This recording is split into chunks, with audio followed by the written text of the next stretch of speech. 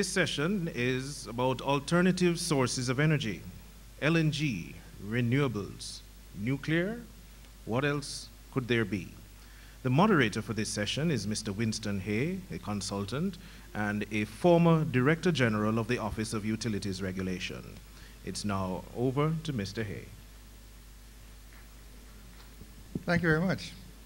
When I was first invited to a regulated session, it was with some trepidation that I accepted, because I thought that perhaps more would be required of my input than just, introducing the presenters.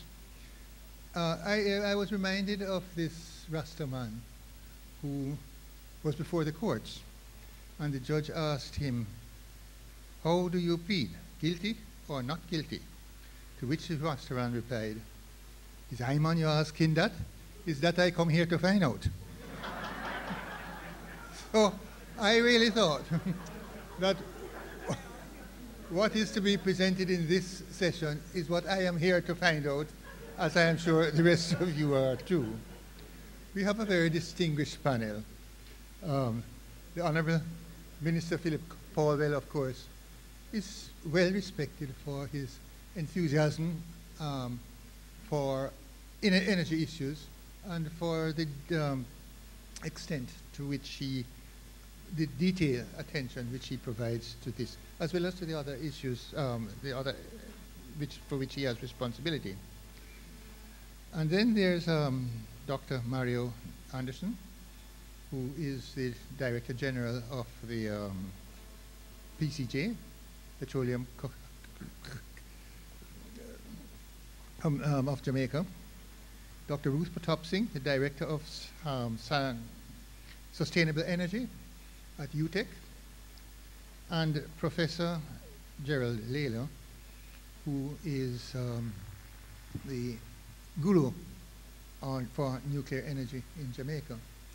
That I understand that on the university campus, there are some people who are reluctant to get too close to him because they're afraid he's radioactive.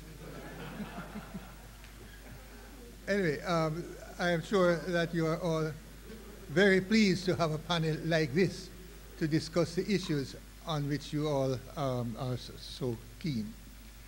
And so I think, Dr. Anderson, you will begin.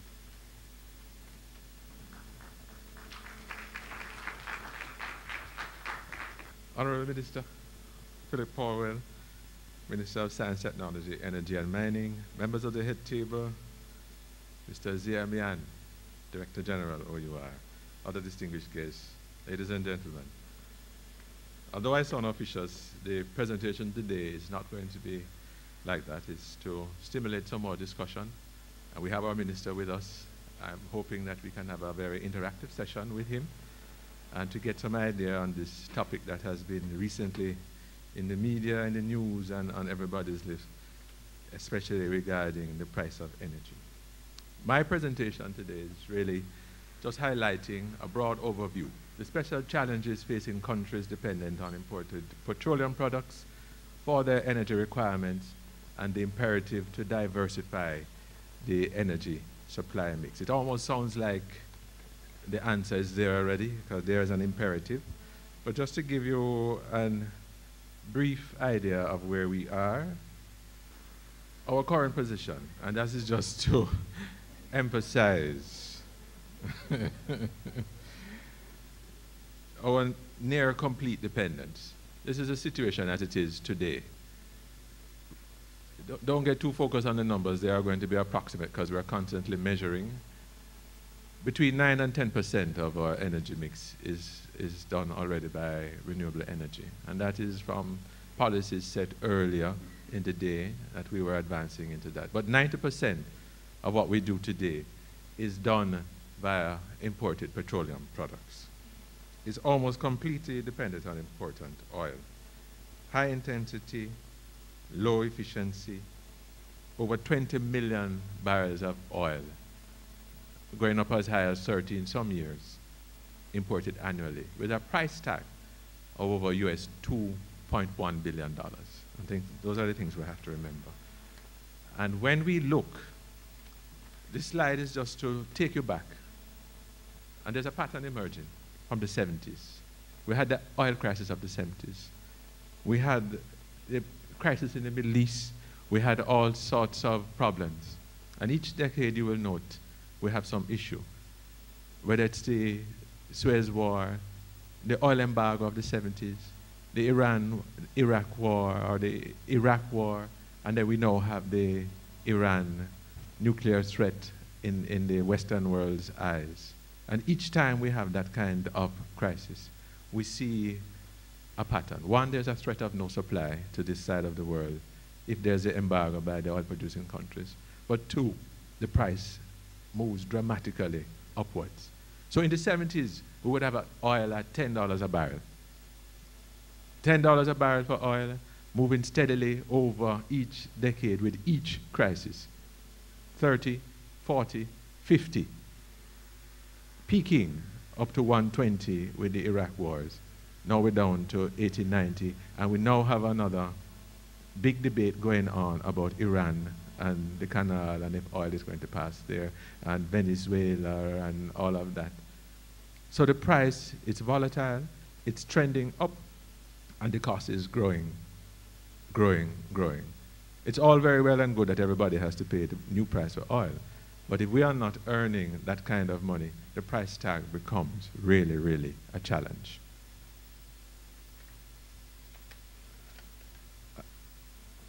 And from there, as we're indicating, what's the challenge? We have threats to our economic stability. As it stands, importation of oil accounts for the second largest outflow of foreign exchange. The spike in oil prices drive up demand for foreign exchange, which trigger all sorts of problems for us. Should we have an controlled exchange rate? Should we not? Should it be free floating? Should it be market driven? And then what's the impact on inflation? Where are the products that we derive from this oil on the inflation? And how is it going to affect our manufacturers? And ultimately, the consumers. So it presents great economic challenges. It also makes us extremely uncompetitive to export. Because you're talking about countries to compete with that have the resource or have other sources of energy that come in anywhere from 5 cents to 10 cents. And even those that come in have maybe 15 cents. But not today, where we are at anywhere between 38 and 40 cents US per kilowatt hour. But there are other factors driving this change. There are other factors that you also have to consider. Climate change is now one of the biggest issues surrounding the world. There's been long debate that the science was improving, but now and more it's accepted that the science is real. Climate change has devastating effects, especially on small countries when you talk about weather. If we were just to imagine any kind of tsunami in this region, where our supply would be totally cut off, even after you rebuild, but you just couldn't get the ships in here, what would happen? How would that work? And more, the larger nations are moving us to consider in our policy mix issues or energy sources that can help. Although Jamaica may not be big in the overall picture, I think what we're saying is that using fossil fuels, looking at your carbon footprint, you have to consider in the policies that there is a reason that's driving us also to look at energy sources, which has its own cost that we have to bear. But you have to factor that in when you're looking at the effects and the challenges of dealing with a society totally dependent on imported oil.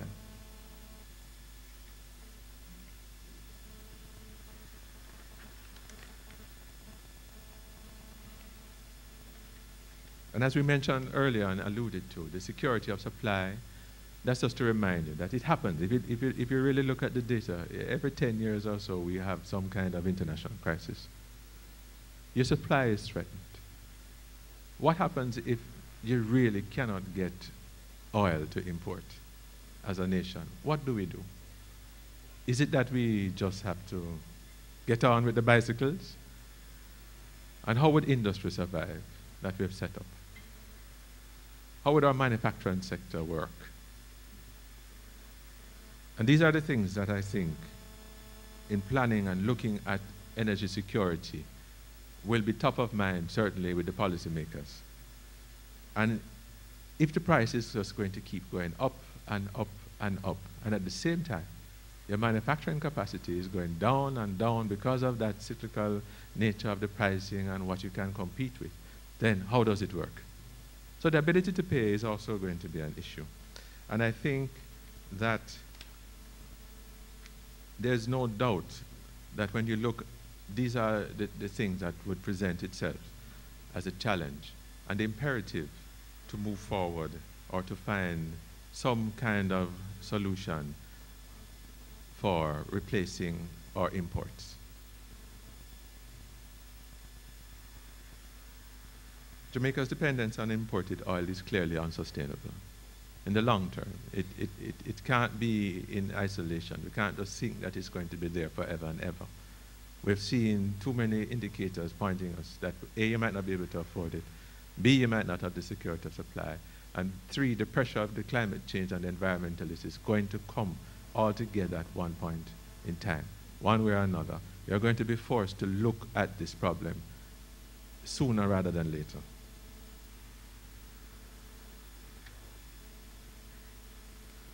Of course, as we were alluding to, one of the strategies clearly then must be energy diversification.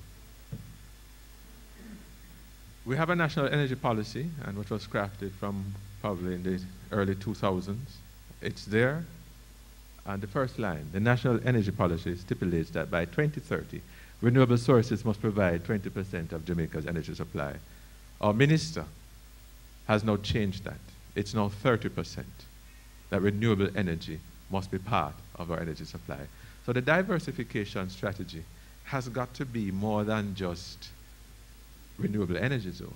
We're looking at diversity for a number of reasons. It's also for security of supply, and diversity will come in several ways, not just from the type, and when I say type of energy, whether it's renewable energy, whether it's from change from heavy fuel oil to baseload, but it must also look to where do we get it from. Indigenous sources as well also need to be considered in that policy. The good thing is the policy is there. The policy is there, and it's a step in the right direction, and the minister has made it very clear that we have to get more aggressive with that policy. Clearly, with a bill of $2.1 billion US, I think it's very clear the time has come. It is very, very, very urgent for us to look at ways to resolve this issue. Other options, which I won't speak too much on, as again, I'm just doing the broad overview. Nuclear. What about nuclear? We've had a reactor here doing research work for donkey's years. We use it to do a lot of mapping of the soil. We use it to do all sorts of kinetic work. Should we not consider it when we're looking at this time? And as the technology changes, we have to remember that technology is improving as we go along year after year. So things that we used to have concerns about may have changed. Way to manage waste and other things may have changed. Size, scale, speed, and cost. Those things are improving, and we always have to be looking at that in the mix. And as you know, PCJ is that agency tasked now as the implementing arm of the ministry to look at the full gamut of the energy options. In the diversity, though, this is just to kind of tell you where we have been and what we've been doing and what we would like to see happening more. And the government is certainly committed to have more private sector investment in these areas. Wind, as you know, it's very strong. We have a lot of it in Jamaica, around the island, in different parts of the island. PCJ has invested in a wind farm, about 38 megawatts of power, and I think we have shown that it can be a successful model. We have investors lined up, and I think the environment just needs to be right for them to come. The World Bank, IDB, they're all supporting energy projects at this time and would like to see a lot more investment in wind, and I think they're supporting us in a lot of studies that we are now conducting around the island for wind. Hydro is another one. I mean, we've been studying hydro, I think, in the country from in the 1940s, perhaps. We have 8 hydro plants now. I think JPS operates them. And again, in collaboration with the IDB and the World Bank, we are conducting more studies at sites to look at the full potential. There's probably another 70 megawatts of potential of hydro, economical, and that study will lead us down to try and get some more investment here.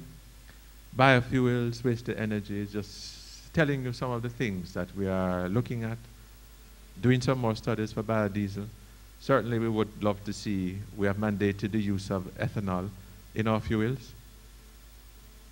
There's a lot that we can do perhaps with synergies to look at trying to get ethanol production here, if it's possible. And studies are underway to look at those economics.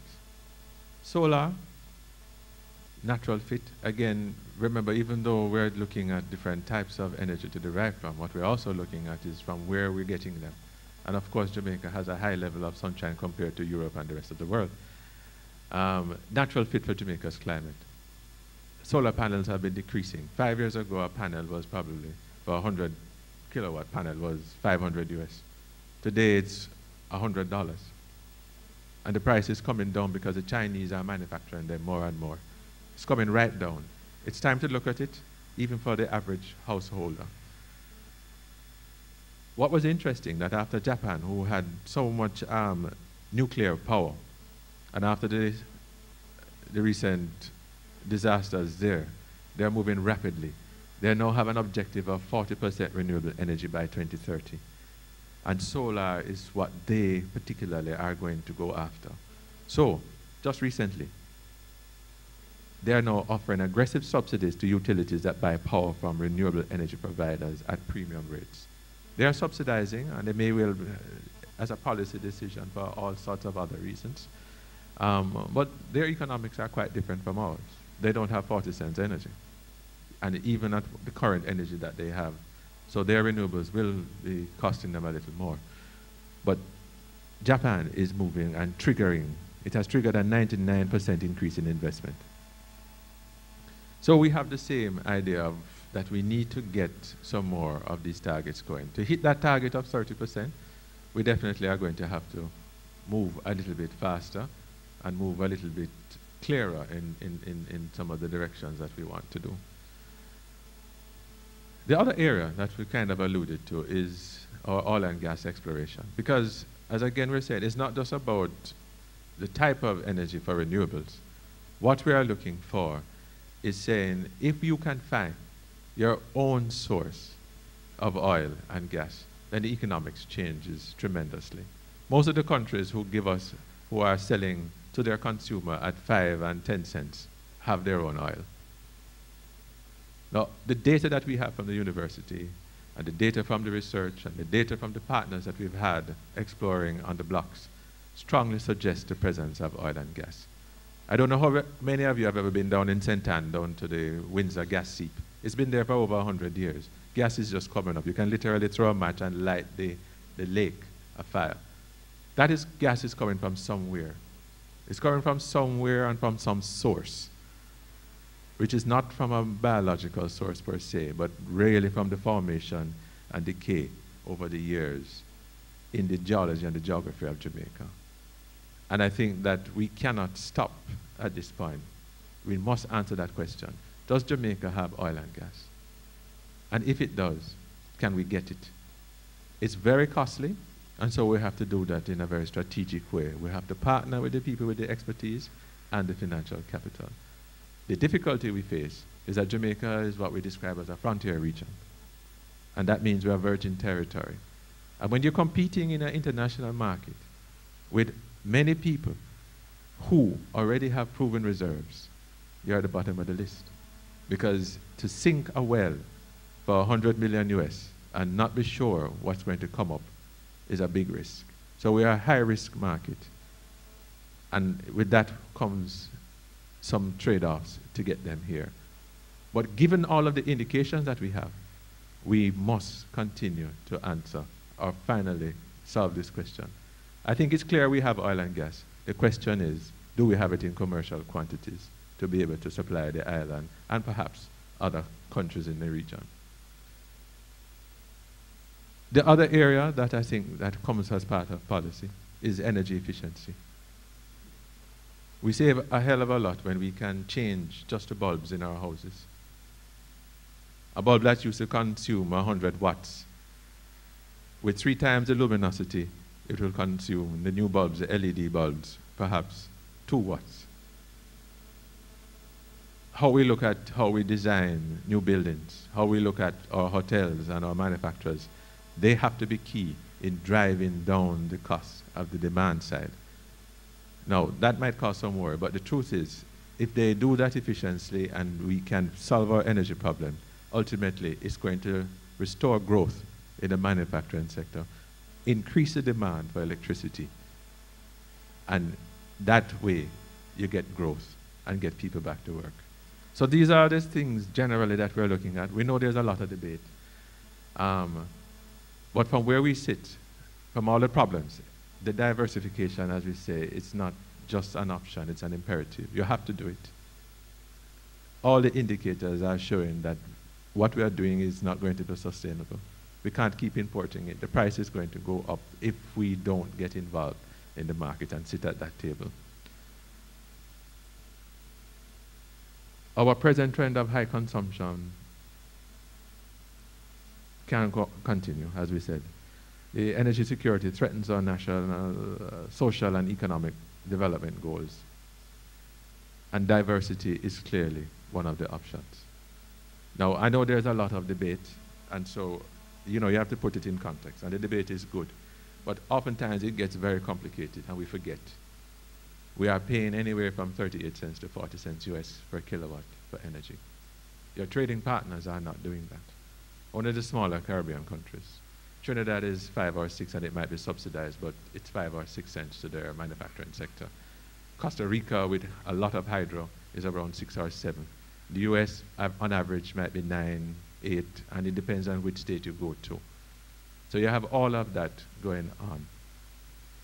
Just the fuel and IPP charges on your light bill, if you calculate it, is in the order of, say, 20, 21 cents.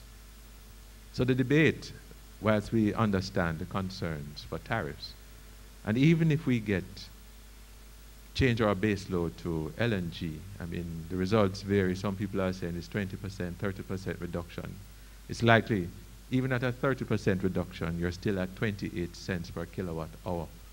That is not going to be competitive for the manufacturing sector. Now, it is welcome, and that's the other thing we have to say.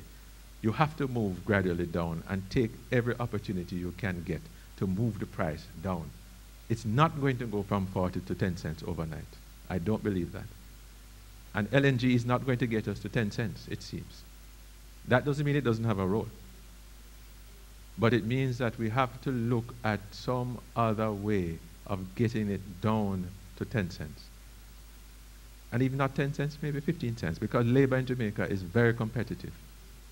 So you have to get the sectors competitive. So whilst the debate is good, we must always bear in mind, no matter the complication of the math, 40 cents per kilowatt hour versus 10 cents. It can't work. And renewables offer a solution in many, many, many ways. It doesn't only satisfy your security options, it also looks at satisfying our obligations for the environment and the climate change treaties that we are signatories to and are a part of. Ladies and gentlemen, thank you. I hope that it will invite more discussion and debate from our panelists. Thanks.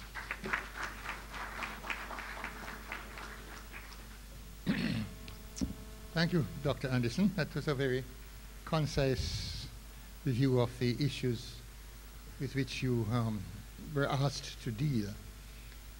You spoke of the challenges facing Jamaica because of its dependence primarily on imported energy, and that the necessity to begin to exploit more assiduously the energy resources which we have. I was interested to note that one of your suggestions was to increase the production of of ethanol. I'm sure that would find widespread support in many areas of the society. Not sure it would reduce our energy imports, though. Probably increase them. I mean, for the reasons for which ethanol, otherwise known as rum, are usually applied in Jamaica.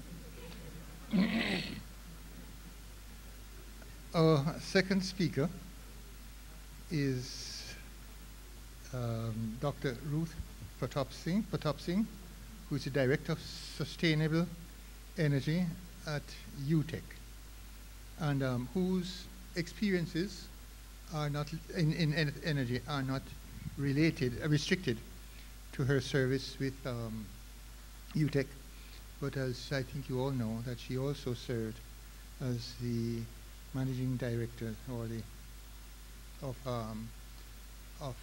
PCJ, and so it's an area in which she's very well qualified to speak, and which I'm sure you will listen to with interest.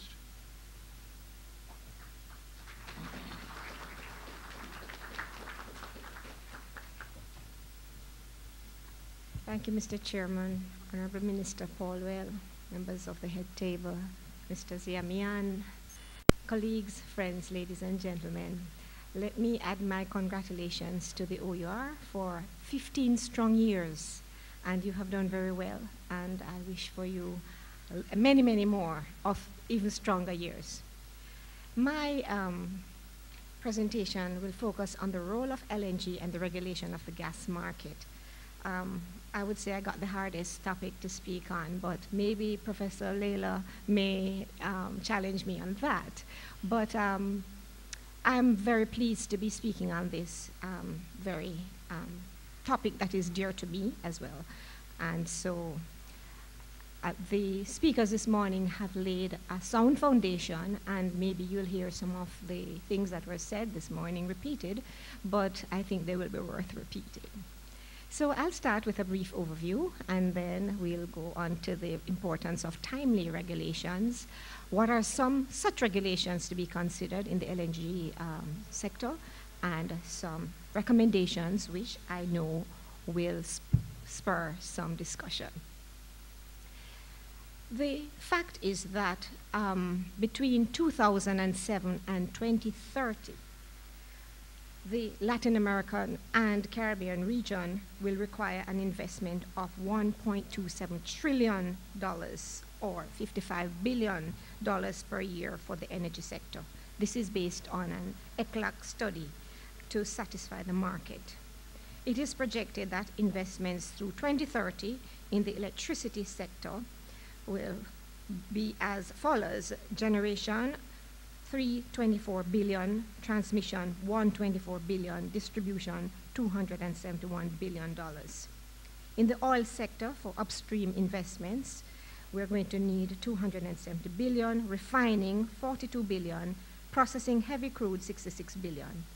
And for natural gas, exploration and production, $148 billion, transport, $54 billion, liquefied natural gas, $22 billion.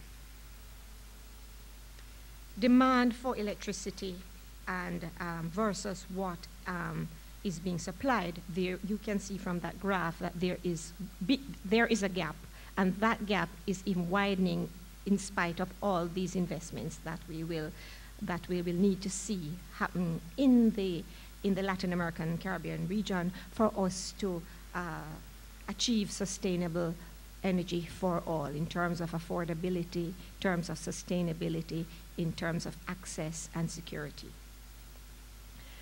But there are some issues related to the energy sector, and one or two speakers this morning addressed these: the importance of planning and doing your pre-feasibility studies, and the regulatory framework. Very often we cast aside the regulatory framework as if it's in a silo by itself, but the regulatory framework is an integral part of the whole process of our energy systems. We're looking at also capital and operational costs, looking at volatility of inputs, And we have seen this volatility in the last 5 years that has been unprecedented. We are looking at introduction of different energy sources in the matrix.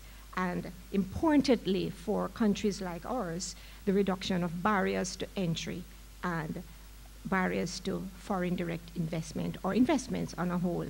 And later on, we'll look at how the regulatory process or the lack of a proper regulatory process is a significant barrier to foreign direct investment. Just to give you an idea of the cost of new electricity generating technologies, and this is from the Energy Information Agency of the United States, we'll see diesel to produce a kilowatt of new kilowatt of the electricity from diesel is 400 US. 400. And the thing is that that is your capital costs in terms of 400,000. Yeah, in terms of just not counting in your overnight, your cost of capital and your interest rates. So this gives a good idea of what the investments are for generating new electricity technologies. Looking at the 2010 World Energy Outlook, you'll see that you see a decline in the crude oil and also an increase in natural gas liquids and unconventional oil, meaning like syngas and stuff like that. Now, Jamaica's national energy policy has 7 priority areas: security of energy supply through diversification of fuels, as well as the development of renewables. LNG is obviously one of the fuel choices. Modernizing the country's energy infrastructure. Clearly, you cannot invest in an LNG plant without modernizing the entire energy infrastructure. It just doesn't make sense economically or otherwise. You cannot sustain the levels of technical and non-technical losses when you introduce a high efficiency and an expensive fuel and infrastructure. Development of renewable energy sources such as solar and hydro. Dr. Anderson spoke of these before. Energy conservation and efficiency. I've highlighted development of a comprehensive governance and regulatory framework, which is really the pitch of this forum over these 2 days. Enabling government ministries, departments, and agencies to be model or leader for the rest of society in terms of energy management. And already we are seeing the public sector energy efficiency program that is being funded by the IDB and the World Bank.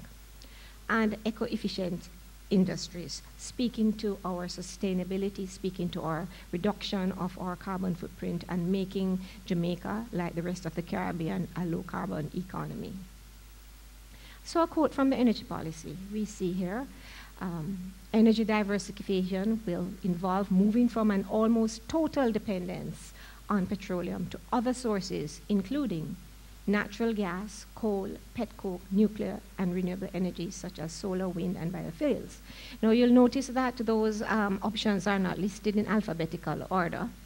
And I would think that a policy, anyone reading a policy will read into the fact that natural gas was being given prominence and a priority. In the short to medium term, natural gas would be the fuel of choice for generation of electricity and the production of aluminum.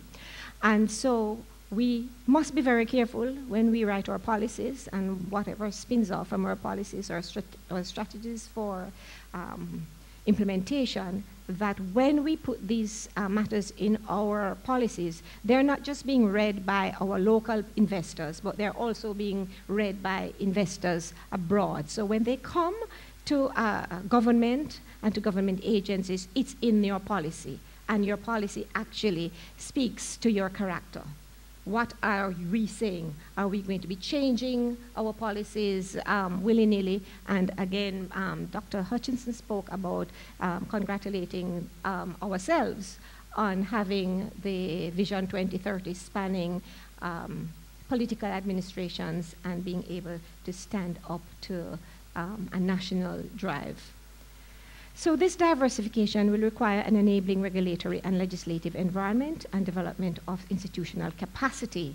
In the longer term, more sustainable and cheaper fuel options must and will be identified and developed. That's our policy. That's just the next step from, or the step before we actually regulate. So the Vision 2030, these are statements picked out from it, and I'm sorry for that missing part of that slide, is focused on our energy sector is focused on the modernization and expansion of energy infrastructure, generation, transmission, distribution systems, and it's really to ensure sustainability. It's driven by private sector investment within a policy and regulatory framework that fosters investments, competition, efficiency, a level playing field, and transparency, and an energy sector that provides long-term energy security to producers and consumers in Jamaica. So we are focusing on LNG, one of the fuel diversification options. Just for reminding ourselves that cooling natural gas to about minus 260 degrees Fahrenheit at normal pressure results in the condensation of the gas in liquid form, known as liquefied natural gas. It takes up 1/600th the volume of gaseous natural gas. And because of that, it is easier to transport. And that is one of the, if not the most advantageous benefits of LNG. When vaporized in gaseous form, LNG will only burn in concentrations between 5 and 15% mixed with air. So in addition, any LNG or vapor associated will not explode in an unconfined environment. Thus, it is an unlikely event of an LNG spill.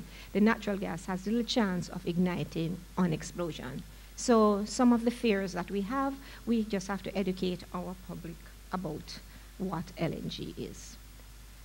Liquefaction also has the advantage of removing oxygen, carbon dioxide, sulfur, and water from the natural gas, resulting in LNG that is almost pure methane, and it's a cleaner, more efficient fuel.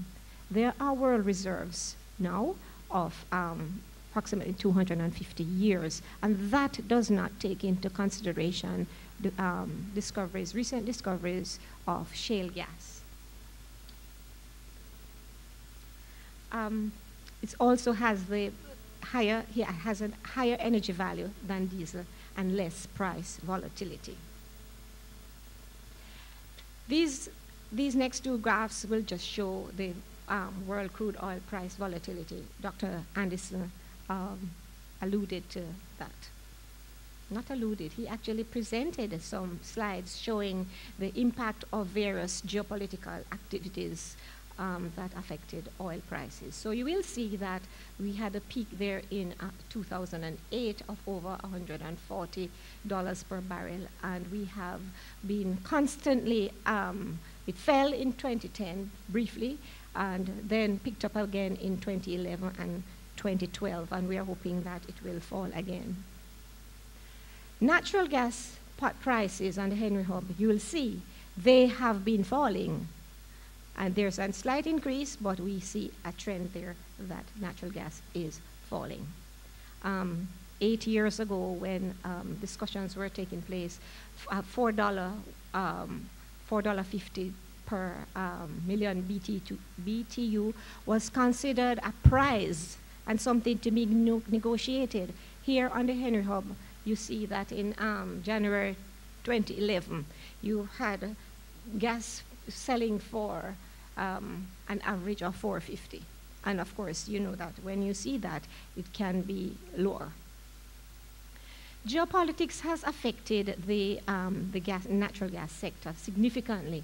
And in fact, this sector has been the most, seen the most dramatic impacts in recent years because of the huge reserves of unconventional US shale gas that are now commercially available, making the United States self-sufficient in gas in the foreseeable future. In fact, the USA is thinking of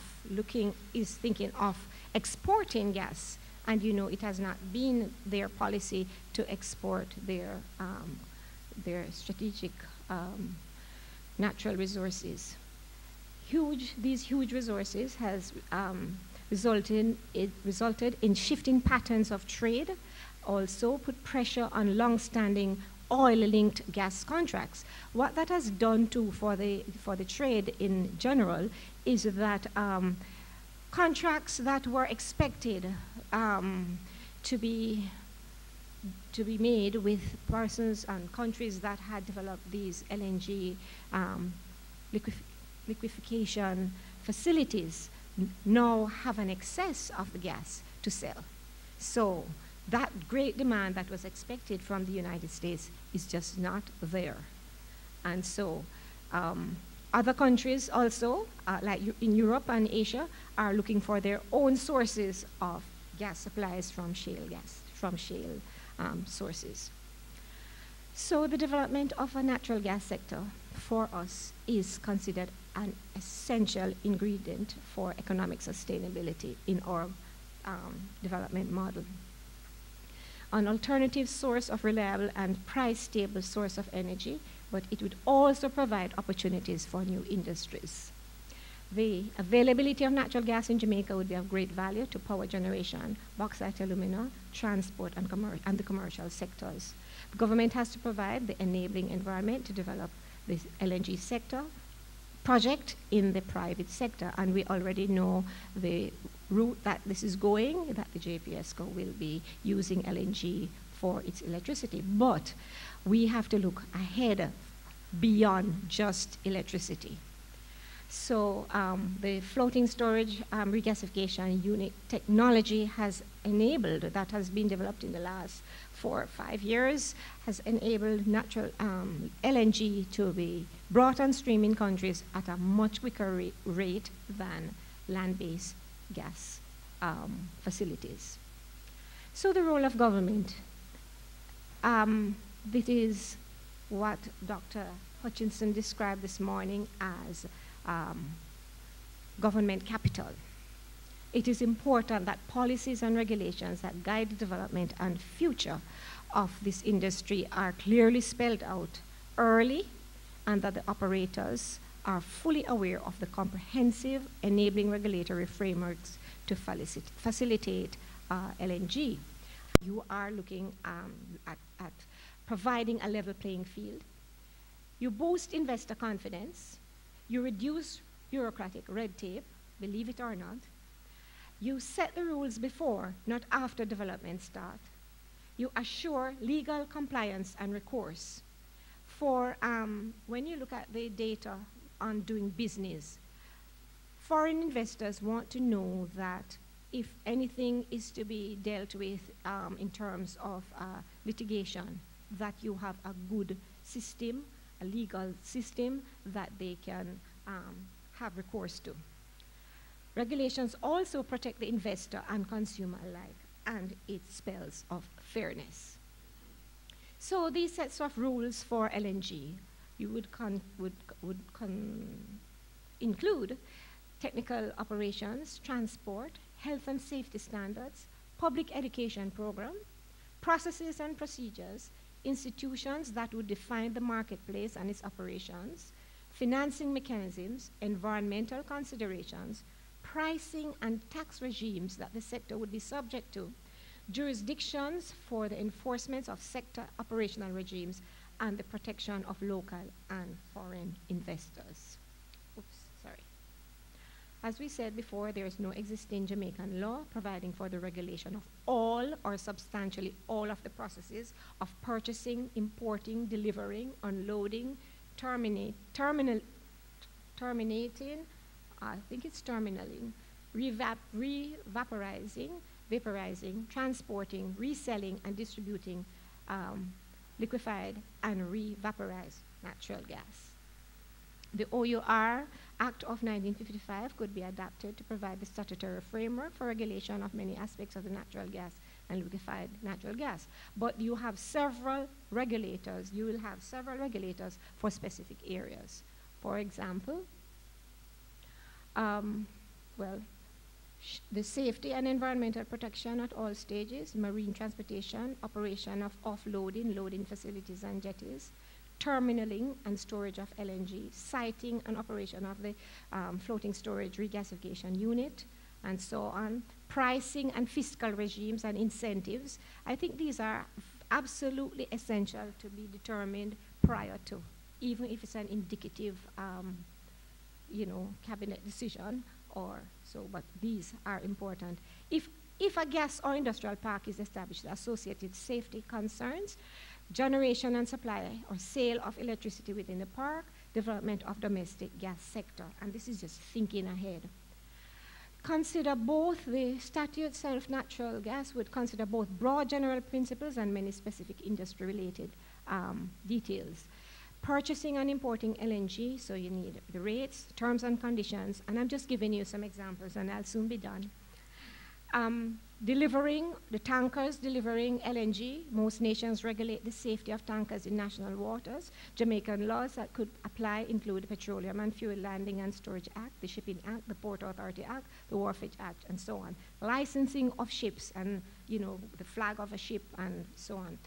Shipping routes to terminal, rates, terms, and conditions of the terminal, etc. These are issues that need to be addressed. Pipelines, for instance, are governed by the NRCA Act in terms of siting of facilities, environmental impact assessments, safety standards, etc. So looking ahead, in the medium to longer term, the natural gas sector could be expanded to make gas available for industrial, commercial, and transport customers. At a later date, the household sector could be added to the customers list. In the longer term, natural gas may be discovered within Jamaican territory, and the proposed legislation must take this eventuality into consideration. The proposed support legislation must address both LNG and natural gas and the sector-specific issues. The gas sector contracts to smaller customers may be based on different principles and might be shorter term. Just to say that, we are not setting up an LNG industry here. We have the advantage of other countries. In the United States, in England, there are many issues that have been written about and discussed, and information is there. And so the experience is also there, even in terms of terminaling and the use of gas. In England, in the United Kingdom, for instance, they have what we call efficiency standards, and the LNG supplier is compelled to ensure that they use a sufficient amount of gas so that they get the efficiencies that are required. So things are not passed on to charges are not passed on to customers indiscriminately. At present, as we said, no rules, and the utilities could take a lead role. Look into the future. This is in Brazil, where they have natural gas cars, not just ethanol-generated cars. And in conclusion, natural gas regulations are required to ensure good business practice, environmental protection, investor and consumer protection. A Natural Gas Act or similar legislation is recommended. A governing authority is needed. We must avoid the problems of regulating after the fact, and we need to have regulations to boost foreign direct investment in the country. It is my understanding that the government is at a point of procuring the services of professionals to make such legislation and regulations, and I thank you. Thank you very much, Dr. Pratap Singh. I think you'll all agree that that was a very wide-ranging but concise presentation of the issues facing Jamaica as we move towards utilization of LNG in the energy sector, as well as other aspects of the energy sector. Are there any questions that any of you would like to pose to Dr. Pratap Singh? No, I really should have made that offer also after Dr. Anderson had spoken. And so, if you will allow me to go into reverse, do you have any questions for Dr. Anderson in his presentation? At the end, all of them? Okay.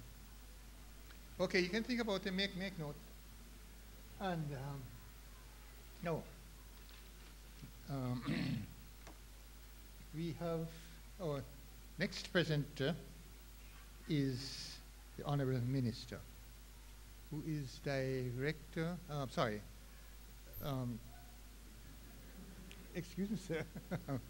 Yes, the Minister for, let's see, STEM, I think it is, STEM, which is a good starting point. And so, without further ado, I'll invite the Honorable Minister to make his presentation. Thank you very much, Mr. Moderator. I greet you and colleague panelists, ladies and gentlemen, of course, our Director General, Permanent Secretary. Good afternoon. You know, we are celebrating the 15th anniversary of the OUR, and I'm probably the minister that has had most to do with the OUR in good ways and bad ways. Over these 15 years, our relationship has been at times tumultuous, has been at times very progressive. We have achieved much. And both Winston and laterally Zia understand when there is a proactive and passionate minister, how life can be difficult for them both. But I think we've been able to do some things well, and we all speak about the liberalization in telecommunications that occurred over the period 1999 to now. I think that represents tremendous collaboration and cooperation between government and regulator, and we should applaud that. Our recent amendments to the Telecommunications Act that has seen the revival of competition in telecommunications came about out of good collaboration, and I think that is also worthy of applaud, and the OUR should share in that. But there have been some anxious times and difficult times. And you know, Winston and I are the best of friends now after surviving OUR. And Zia, we will continue to be good friends. But sometimes, you know, there's nothing wrong with having healthy tension. There's nothing wrong in the ferment of intellectual analysis and debate for professionals to sometimes agree to disagree. I think it lends substance to the development of policy and implementation of policy. And in the end, our country will be better off for it. So Zia, I'm going to continue this way. You know, people are saying that I was a little bit rough on JPS over the hurricane period, well, after the hurricane. And one of the reasons why I might have been a little bit rough is because I was using my renewable energy. My solar gas-powered batteries were alive and well. And I felt embarrassed that as minister, my house was well lit while all my neighbors were in darkness. And that led to some frustration. But I'm a proponent of renewable energy. I am an advocate. I believe fervently that this has to be the way we transform our energy sector. The presenters have dealt at length with the first part of my presentation. So I won't bother to bore you with the same statistics that Mario gave earlier about where we are in terms of total usage, the percentage of renewable energy, what the policy states, and what I'm hoping to achieve. The fact is that today, it is still a blip on the landscape for energy in this country. And we can't accept any longer a country that is so rich in sun and wind. And some people say it's not only outside, but in the rooms when we talk. We're full of a lot of wind. We do have some hydro. Why is it that we have not yet been able to harness and to add, as part of the diversification effort, more to renewable sources in Jamaica. And we've only seen where it is the government that continues to lead in this area, and that cannot be right. I speak in particular of those efforts in hydropower over the years in collaboration with JPSCO, and laterally with the wind farm at Wigton.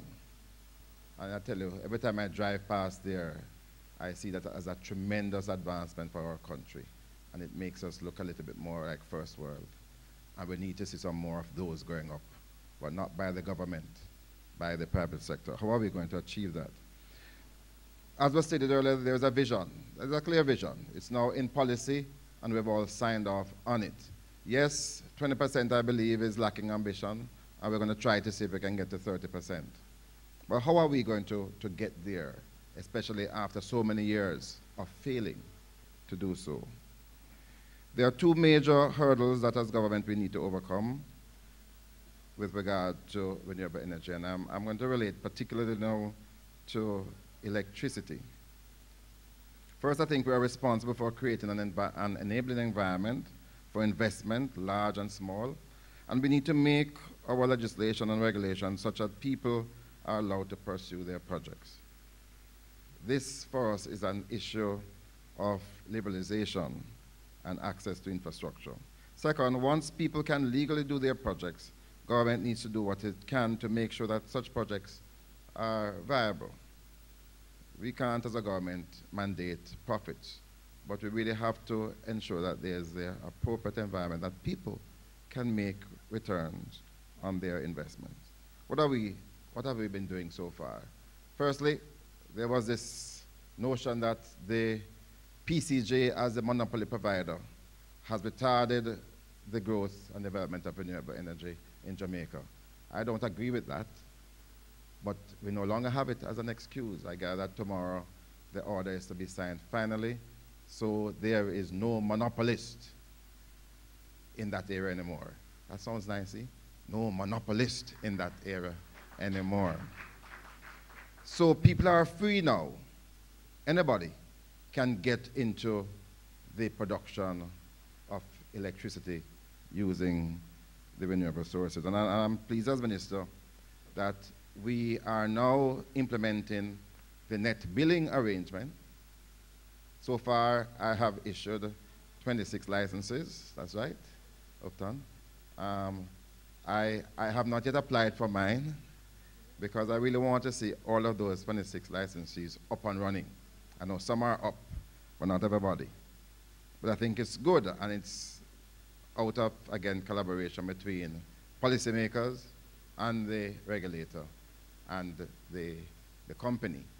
And we are hoping that this is going to continue to encourage people to get involved in especially solar, because for residential usage, I recommend heavily, strongly, the use of solar technology as a cheaper option, as a viable option, and one with net billing can enable speedy return on investment. Then recently, the license of JPSCO was modified to allow for up to 25 megawatts of capacity without competition from renewable sources. That is a significant development.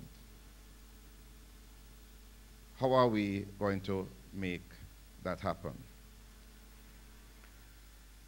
I also want to mention that as a government, this year, we reviewed our taxation policy on the industry. And while amending the provisional collection of taxes order in May of this year, the GOJ included in the third schedule a long list of energy-related items that are now GCT-free. Most of these items were related to energy efficiency, but we are also we have removed GCT on solar photovoltaic cells, several solar-powered items, and so on and so forth. We have some ways to go, and I'm working with my Minister of Finance so that by next year we can have some more significant announcements in relation to fiscal measures that we are going to be using to stimulate and to attract people in this area. But you know, since becoming minister in January, I have seen a host of investors who have come to me and say, Minister, we have been waiting to get into this segment of the market. We have millions to invest. We have jobs to create. So I say to them, well, I have done so and so and so and so. What else do I need to do? And the response is very simple. Minister, we can't go to our financiers. We can't go to our shareholders. We can't go to the banks to access funding, because when we establish our facilities here, what you are prepared to pay for it is dirt cheap. Well, at the same time, you all are paying up to 40 cents per kilowatt hour for electricity. And it doesn't make sense, Minister. And I must say to you, I agree entirely with them. I agree entirely with them. And that's the reason why we, through the support of the World Bank, engage in a study to see how can we properly incentivize, how can we cut the cost of imported fuel, and to create jobs in the process. And when we looked at what an investor would be rewarded for sale to the grid on the basis of an avoided cost formula, I didn't want to prejudge, but I had my views immediately that that was insufficient. But the World Bank, they came and did an extensive study. We have got widespread consultation.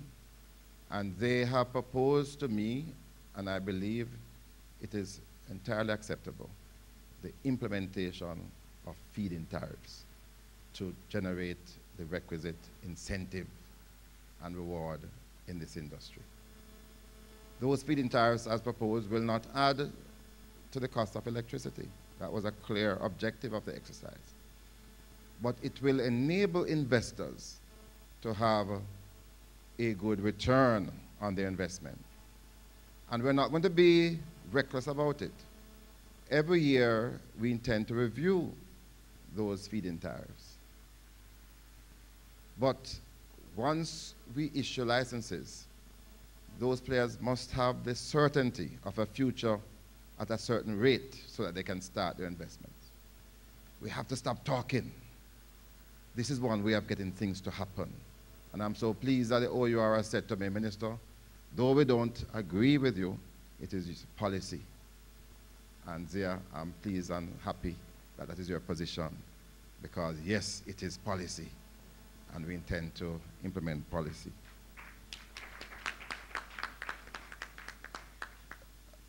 I intend to speak about that matter in Parliament very shortly before the end of this new month. Wheeling is another matter that I believe will encourage investment in this area. I am disappointed that wheeling is still not going to happen within the next month or so. We were anticipating certain vital information. That information has not come. And I'm working with the OUR again to ensure that we get the information, because we need to determine what is the cost for that interconnection. That's a part of competition that we speak about now. It's enabling the grid to be allowed to transport energy, electricity generated at a location owned by a person to other locations owned by the same person. We need that, and we need it to happen very, very quickly. I could go on and on, but you know, I'm a strong supporter of nuclear, and I don't want to eat up all the time, and my friend Gerald won't have enough. I have some case studies that I would like to share with you probably later on when we get to the discussion stage of what Africa is doing, what little Barbados is doing. Barbados, better than us in terms of renewables, and other countries. I also wanted to share with you some of the things that we're moving on now in terms of our proposal for street lighting using renewables, rural electrification as part of the unfolding of that tremendous effort to enable 100% electricity throughout Jamaica. Those 2 or 3% of the population that is without electricity, how we're going to get them on board using renewables. I want to share with you some of the thoughts on ethanol and the sugarcane industry through bagasse being able to provide electricity. And of course, I had wanted to share with you how renewable energy can assist in agribusiness. Yesterday we were in St. Elizabeth, and we were the beneficiary of some solar produced pumpkin and pepper, all dried and preserved. And also what Jamaica Borders is doing. I could be here for an hour, but it is not polite. Thank you very much, and have a good afternoon.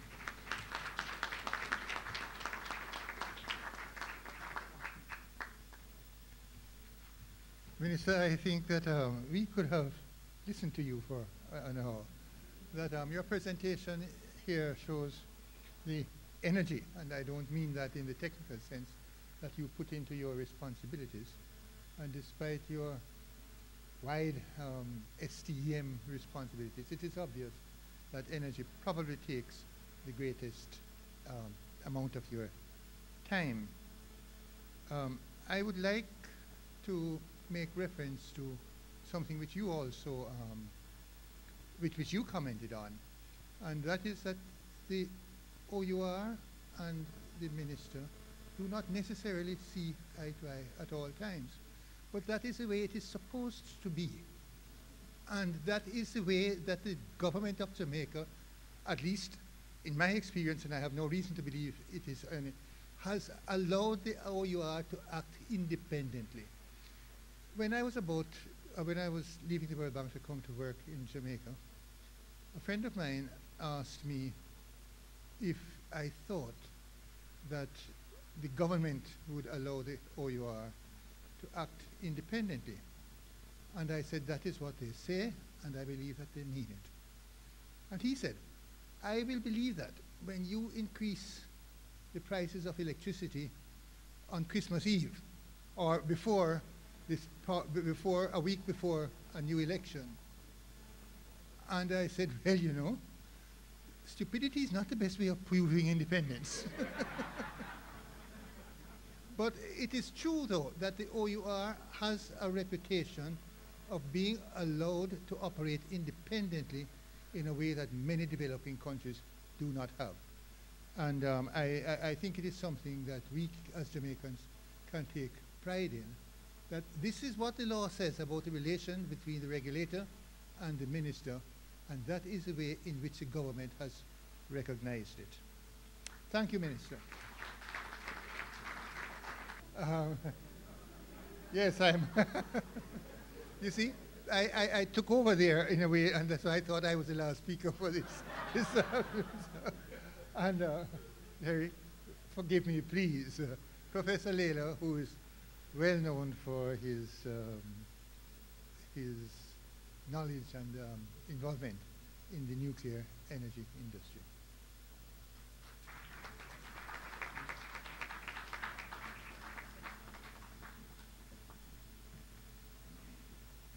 Thank you, Winston. Thank you very much. Next thing is to mention, as many other people have done, this anniversary of the OUR, to congratulate the OUR, congratulate the ministers who have to look after the OUR in some way, and to wish it all that's good for the future. Now, I want to do it a little differently. First of all, one or two people mentioned that there is a nuclear reactor in Jamaica already. And it struck me that some people must be thinking, but what the devil is he doing with a nuclear reactor? And how we get it? So let me start by telling you this. There was a time when one of my main duties at the university was the EEC. And I made many friends in Brussels. And this was more than 20 years ago, 25 years ago, when nuclear was hot stuff. And I was in Brussels one day and talking to the desk officers about the possibility of a little nuclear reactor. And they said, don't raise it. Don't raise it at all. Don't even mention it. Don't put it down anywhere. So the day went on, and we were talking to all the people and so on. And then we went to the Director General of Division 8.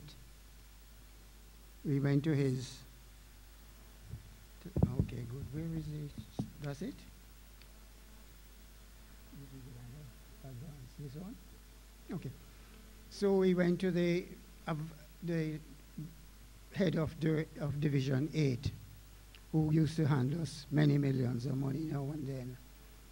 And Aston Preston, who was then Vice Chancellor, and I went, and he was an Irishman, and he could drink. And he said, the first thing we need after a long day is a drink. And I'm a polite Jamaican, so I said, what you have? He said, everything. And he meant everything. I mean, I never see, it's an office, a big office, with a big cupboard, and he had everything. So after about 3 or 4, or maybe it was 5 drinks, he said, well, what do you really want? And I said, well, I want a reactor.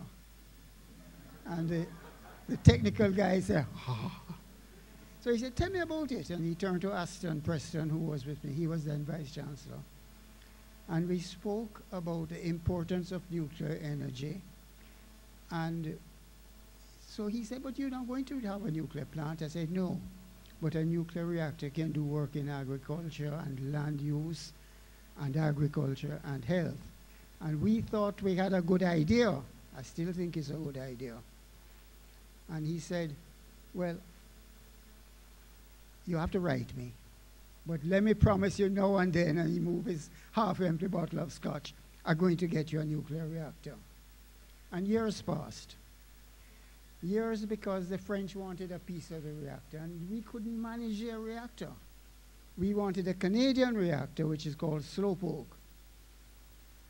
Not that it's so slow, but it was advertised as a laboratory tool, and it fitted exactly what we wanted. That is that people with reasonable sense, but no high-flying nuclear people could run it. Well, we got it, and it took some years, but we got it, so it's coming to Jamaica. Sorry, we got the reactor, and we dig a hole in the ground. It's a small reactor, like from there to here.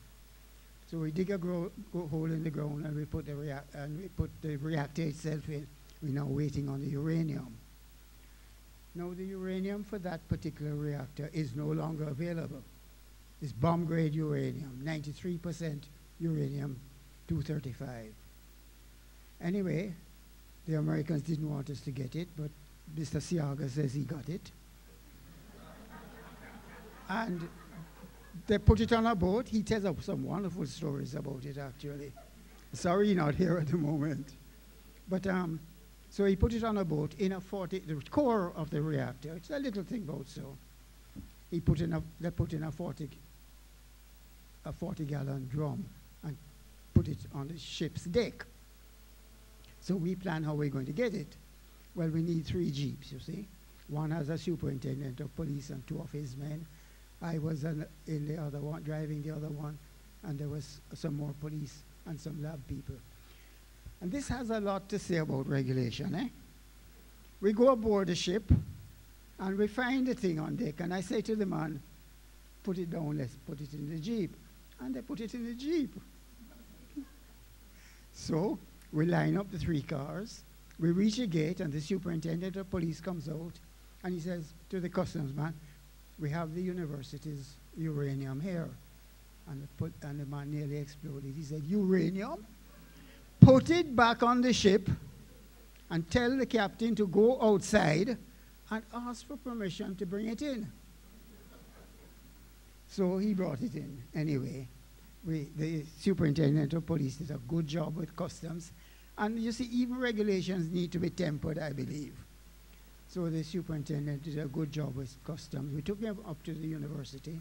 The police slept with it for 2 nights. Then we used it on the 3rd day. And once it's used, it's a mess.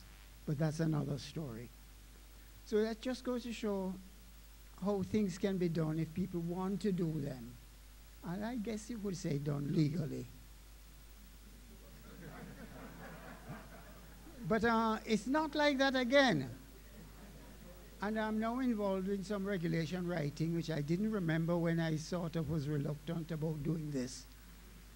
In some regulation writing. For example, Jamaica has no regulations, really, except in a very general sense with the Minister of Health dealing with radioactivity and ionizing radiations.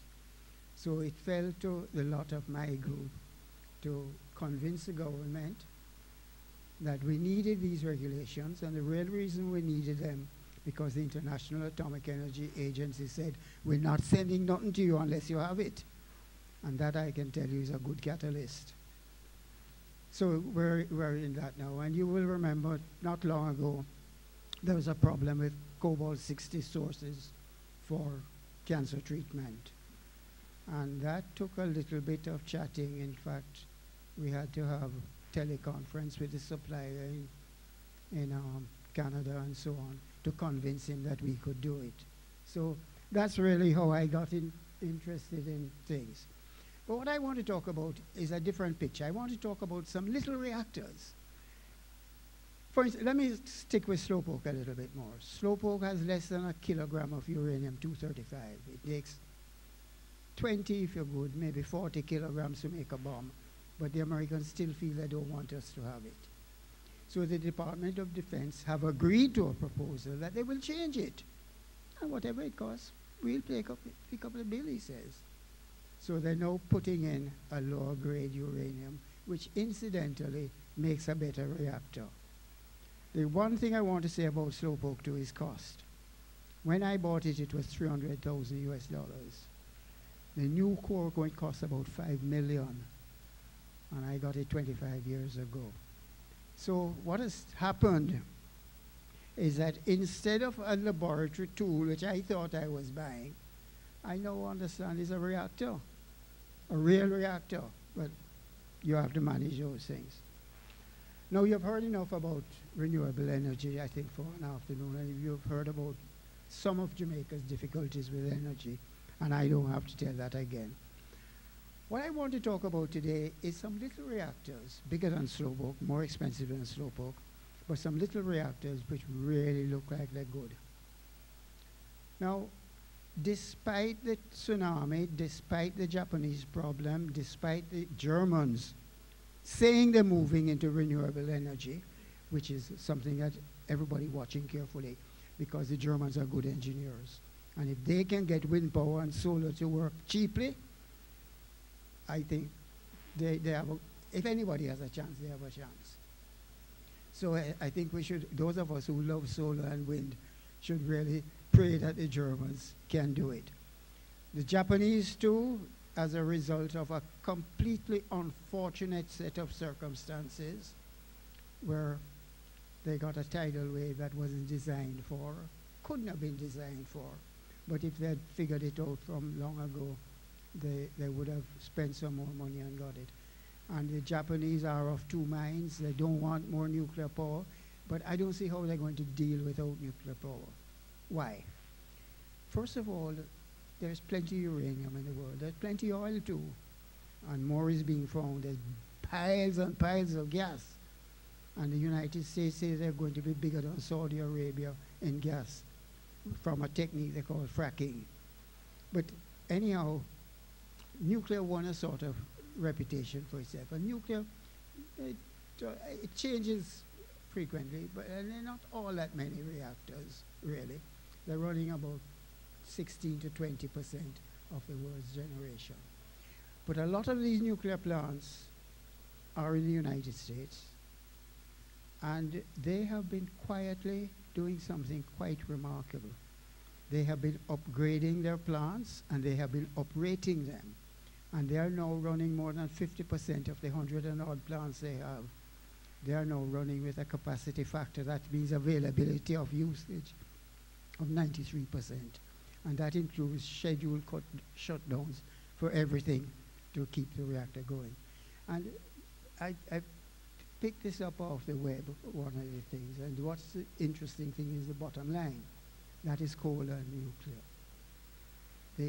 The oil and gas are the two upper lines, and it shows right at today's picture, well, say 2 years ago, how great the difference between nuclear and everything except coal was. But coal is supposed to be bad. Supposed to be bad, I say. It is bad. But I don't feel too much conscience if Jamaica adopts coal, because the amount of energy we use, it looks like a lot to us, but it's really quite trivial. I mean, one single American modern nuclear plant could run Jamaica and have left off for Cayman and probably help South Cuba. Because they're making plants now of 1,500 megawatts, 2,000, going to really big plants. And they're doing this, so they say, because of the economies of scale. I don't think the economies of scale are as strong as people say. They're doing it to make money, which is not at all unreasonable. But there's a lot of nuclear in the world. In the United States, as I said, or think I said, they're not really making too many new plants. There have only been 2 licenses issued in the last 30 years. But their old plants are so cheap that many of them are putting out electricity at 2 cents a kilowatt hour. And they seem to be running perfectly well, and people are, well, put it this way, the license has been extended for 40 years, for 20 years. So it's gone from 40 to 60 years. But lots of people in the States are saying the license should run for 100 years. So nuclear has won a sort of acceptance among the developed countries, but much more so in Asia, Japan, China, South Korea.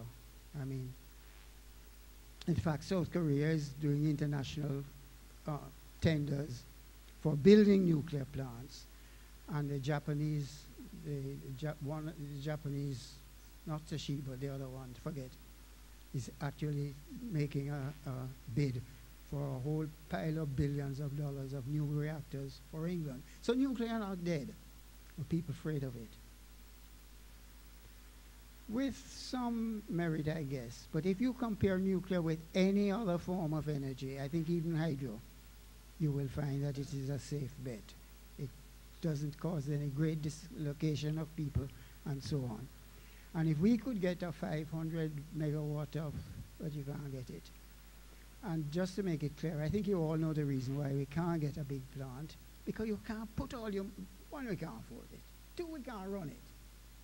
But perhaps equally important, you can't put all your money into 1 unit.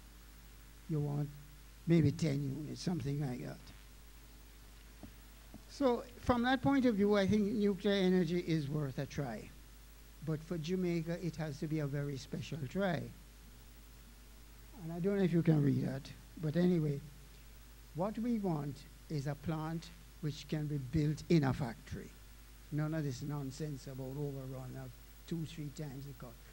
Built in a factory, small enough to go on a rail car or ship. When you take it off the ship, you put it into a ready-built plant. Usually they come in 2 phases, 2 stages. The nuclear island, as they call it, is underground, and then the electric generators are above ground. And they will, if we can get them in operation, they will in fact do everything. They're less infrastructure, they're much, much smaller, so you don't need as much reserve space for them. They're what they call passively safe. That is, well, let me give Slowpoke as an example again. The final test we did on Slowpoke before we accepted it was to go and have dinner at Mimi. And we looked at it, the engineer said, yes, it's time to go back now. The reactor was turned on full blast. So when we went back, we weren't away long enough. Just the slight temperature difference between 30 degrees C and 80 degrees C shut the reactor down. And that's what they mean by passive safety. Another form of passive safety is an enormous water tank, which is held from flowing by an electromagnetic thing. If the electromagnet doesn't hold it open, the water just drop on the reactor. So that's passively safe.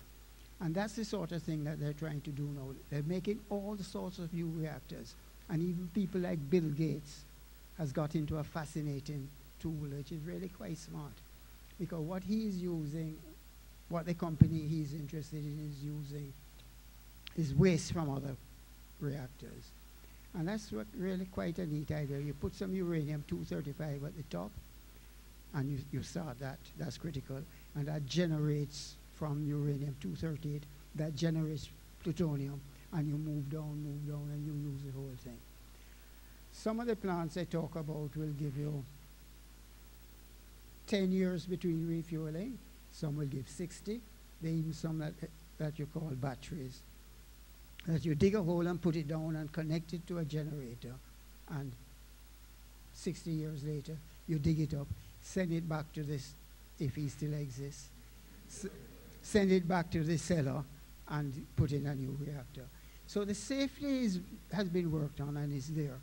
Security is small. The problem is not all that much, because the total amount of uranium you're using, particularly after you've used it, is a bit of a mess. And a man would have to bring in a big tractor and dig a hole in a big yard and so on. So that is, that I think we can cover. Can we handle it? I don't see why not. In fact, in the modern plants, I don't really see what the operator is going to do, because they're completely automated as far as I can see. He gets into the story when you need to change a core or when you need to do something like that. Now that's a reactor. I call that a black box. And all that differs in principle from another reactor is that big dome at the side there is the fire. So most of the money goes into that. That's a steam generating reactor, and the steam goes across to the dynamo, and you get your stuff. Now that's more the size reactor, and that's not me in that picture, eh? That's a big man. That's a little reactor called Hyperion. They're not making that exact design. They're using molten lead to cool it. But they're working on a design which I think is absolutely fascinating. For these reactors to work, you have to slow down the neutrons. You know, as they bust, as the uranium atom busts into some extra neutrons coming out, you have to slow it down. And hydrogen is the best thing to slow it down with. And the concept that they have, which I find sweet can done, is that they would use as the moderator, they call it, they would use lithium hydride. That's a compound of hydrogen and lithium, but because it's a compound, the hydrogen is dense, not fuzzy gas. But the hydrogen would be connected to a gas reservoir. And just by changing the pressure of the gas reservoir, you can control the reactor. I think it really is a sweet thing. But that's small. That's 35 megawatt or 50 megawatt, thereabouts. That we had to shorten to get it. That's done by Babcock and Wilcox. Now, Babcock and Wilcox have been making small reactors for the Navy. There are hundreds of small reactors, but they're all pure uranium cores, and they don't want that. And they need more work. That is Empower. And people who make it, that's about 125 megawatts, which I think is a nice size. And the license for that would be for a 60-year spell. Again, people build it and you bring it down and you put it in. This is probably the gold standard of reactors, but it's expensive. It costs the same per megawatt, which varies depending on the country quite a lot, but say 4,000 US dollars per kilowatt, so it's not cheap.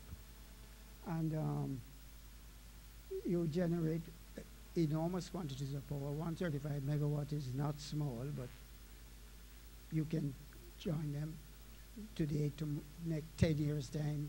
15 years' time and so on. So you don't pay too much interest at any one time. You don't put in more plant than you need. You just put in a small plant, then you put in another plant, and so on. And that company, Babcock and Wilcox, those of you who are engineers know them for boilers. They made boilers from before I born. And they have hundreds of small reactors running in icebergers, in icebreakers, in aircraft carriers. The aircraft carrier that went to Haiti had 2 nuclear reactors as their propulsion and power, and so on. So the story here is that if at any time we're looking at nuclear power, we have to accept that nuclear power has changed in scale enormously. Changed so much that people are not talking about spending $7 billion, $10 billion anymore, but much, much less. That they can act as good generators, and they seem to be safe. Now, having said that, I don't think anybody would want to spend a few $100 million on a unit that has never been tested and never been worked. And that, I would think, means that we couldn't reasonably make a case, I mean, some of you are better than me, but I couldn't reasonably make a case for a reactor like this when none of them has actually worked. There are 60 reactors now on the design. There are 60 reactors that are considered to meet any reasonable man's specifications, so that there is a whole future in nuclear, which we should not lose sight of. But I said lose sight of, because what we need now. So that what I think I'm saying is that we can go ahead with many of the preparations just in case, because some of the preparations we should have done many years ago, because we run linear accelerators, not me, but Freddie Clark, for instance, runs linear accelerators for cancer treatment, and we have 2 big Cobalt-60 machines, so that some of these regulations have to be put together. And while we are putting these things together, and I think they are being written now, but writing takes a long time in Jamaica, we shouldn't lose sight of this possibility, and it is worth further study. Thanks a lot.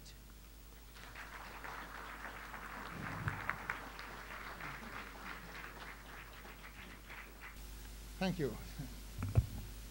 Now we will take any questions which you may have from previous presentations, but I would ask first that questions directed to Minister Paul will be the first put, because he's under some time pressures. Do you have any questions for Minister Paul? Minister, afternoon, sir. Afternoon. You've earned a reputation as the architect of the modern communications industry, I think, and deservedly so. It looks like you're on your way to doing the same thing with the energy sector. There is, and I appreciate the fact that you raised the incongruence between the price and the cost of delivery at the net billing stage of the small units. Minister, would you think that there's a possibility as an incentive for a wider absorption of the solar panels in residential units, that you would have income tax relief for the cost of the investment over a period of time? Because quite honestly, sir, I don't see for somebody with a 15 to 20,000 monthly bill for electricity versus the, I believe the article that spoke to your installation at home, it was in the order of about a $2 million expenditure. Am I correct? Yeah. I think the time frame for the amortization on most of the residential units, particularly if we're moving to a lower unit cost in a couple of years. So, Minister, I am a firm advocate of the solar situation, but when I'm asking the question, if there's any possibility that as a way of moving it forward, grant income tax relief for the cost of the investment, it will encourage people to file a tax return, because that's the only way you're going to get the benefit. and it will encourage more people to make immediate investment in the thing. Actually, that was one of the contemplations this year, for this year during our budgetary exercise. I believe that that will provide tremendous incentives. It would, Minister. To the I'll population. sign up right away. I wonder if you're aware, though, that in addition to that, the government has provided significant funding through DBJ and through the Housing Trust at low interest rates to enable the people to access on good terms for renewable projects. And in fact, the NHD has now modified its rules to enable a second loan for renewable projects. Minister, yes, I'm aware of that. And what we should be doing is expanding that Yes. to where all units under the housing trust are put up with a solar panel that is part of the mortgage from day one. So again, that's something. We're at one. We're at one. Right. I have a question for Dr. Pratap Singh, Mrs. Pratap Singh. So I don't know if I can intrude on your time, Minister. Sorry, please, if anybody has additional questions for the minister, would you please, we'll come back to you. I have to be in my constituents in a little while, so and my people are not as I'll be tolerant. brief, Minister. Just want to reiterate your position on net metering before elections. You were a big advocate. Yes. Pretty quiet these days on net metering.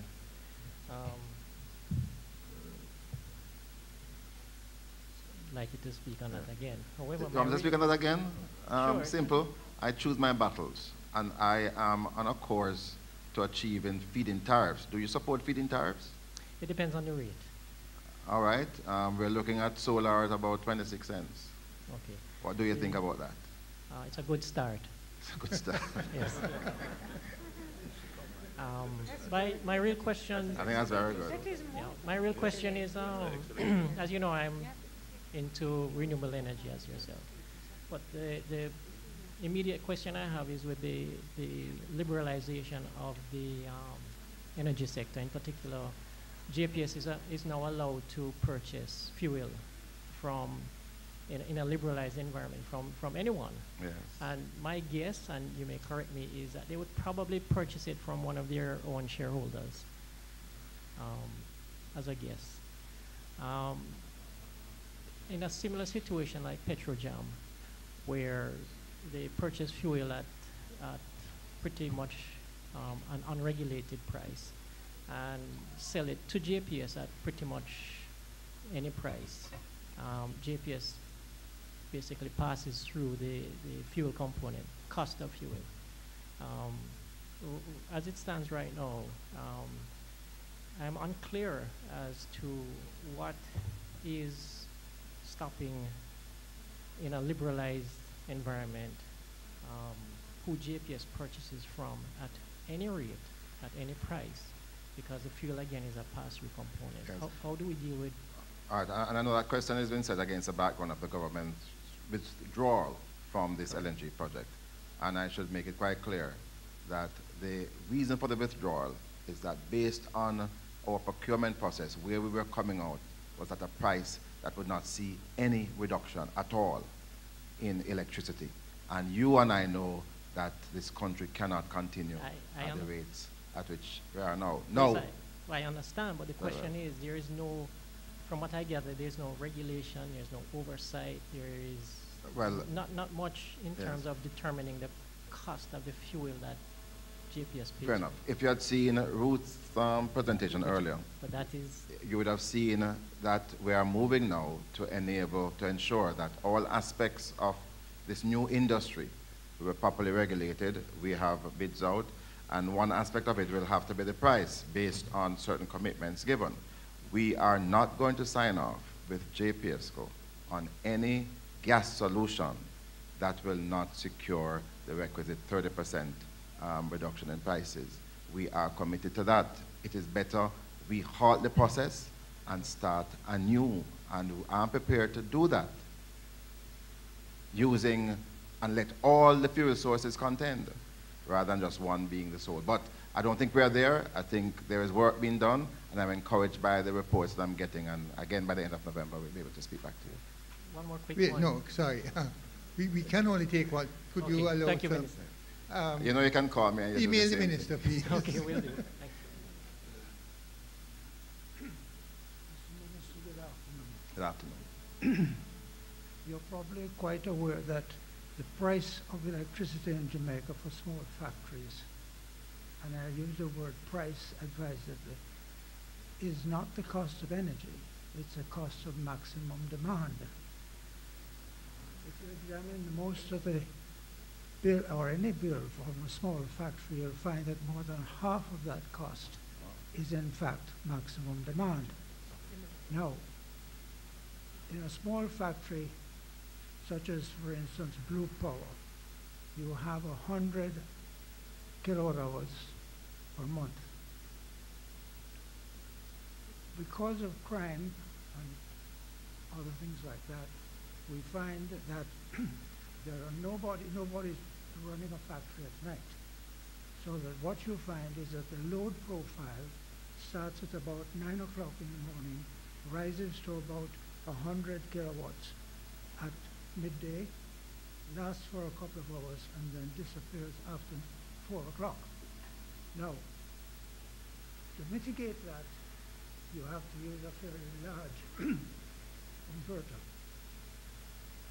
And to do that, it's very expensive because, first of all, you have to store the energy in batteries. To do that, it's very expensive.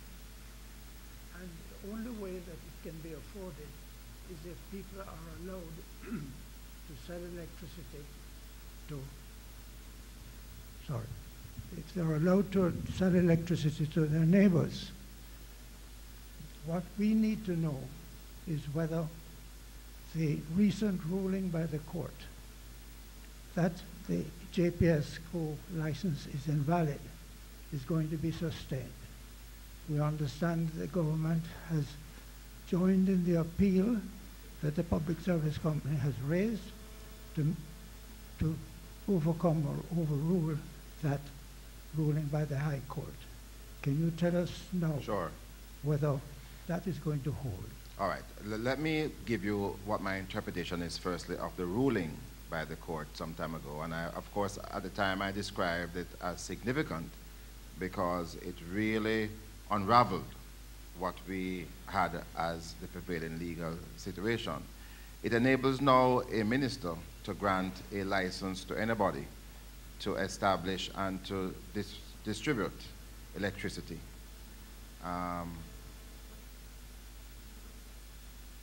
In doing so, I can now issue a license to you to establish a grid similar to what the JPSCO operates. And I think we all appreciate that that is not too economically feasible at this stage.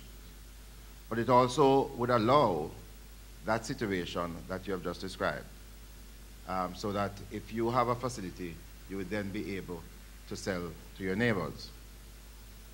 The position that we have advanced as an administration is a little bit different. What we believe that should happen to achieve liberalization and greater competition is to enable that grid that is there now to be open to access by producers in the way that I've described earlier, and certainly going right through the range of relationship from generator to retailer, where the grid will be open. You'll be able to interconnect for a rate to your neighbors in time to come, but certainly in relation to wheeling to happen shortly and net billing.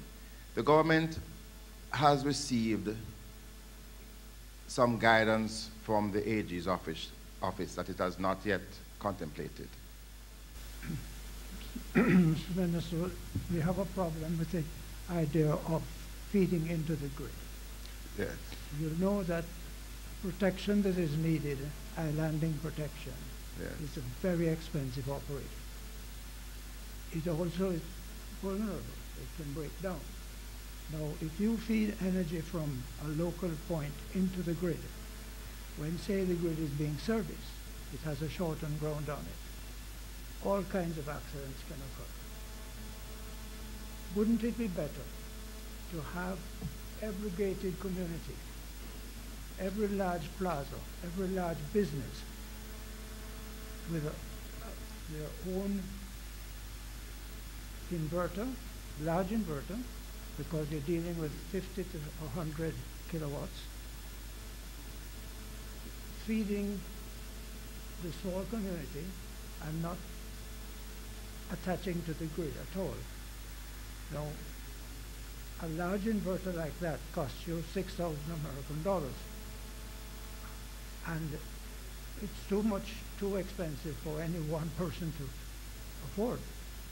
But if it was paid for by a large community like a plaza or a gated community, and they were able to sell electricity to each other on a standby basis, that is, they would take public service power on the off-peak to charge the batteries, and then under the control of a PLC, that's the programmable logic controller, they would take energy at appropriate times to offset the cost of electricity.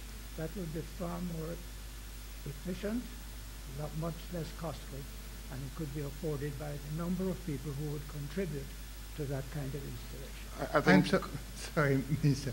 I think that perhaps you need more time to really process that. And no, but I understand very clearly what the questioner is putting to me, and it is something that we have contemplated. As you can appreciate, I have to be very careful because it raises issues pertaining to matters that are being contested in court. And I wouldn't want to, at this stage, as the minister, and especially because the cabinet is to make some determinations shortly, to be speaking publicly on it. What I can say is what I've said already, that when I speak of liberalization, it is to enable us to use that infrastructure that is already in the ground to facilitate competition. And I do believe that, notwithstanding the issues you've raised about the difficulties of connecting to the grid, I think those are issues that the world has solved already, technical issues that have been solved, and that from that opening of access, you can enable greater efficiency, you can enable greater competition that will drive prices down, in addition to the other things that we're doing, such as the fuel diversification. I'm quite clear about that. But I understand what you're saying, and I would love to sit with you one of ways to have further discussion. Thank you, Mr. Smith. Well, that's the end of this session. I think you would like to show your appreciation for the presenters. And they have also asked me to convey their thanks to you for that expression of thanks. We have possibly the most difficult session of the afternoon, in fact, of the entire day. People are beginning to tire, concentration beginning to wane, but I'm going to try my best with the assistance of the members of the panel to keep you awake, if not excited. The theme of our session is rather simple, but complex in a number of respects.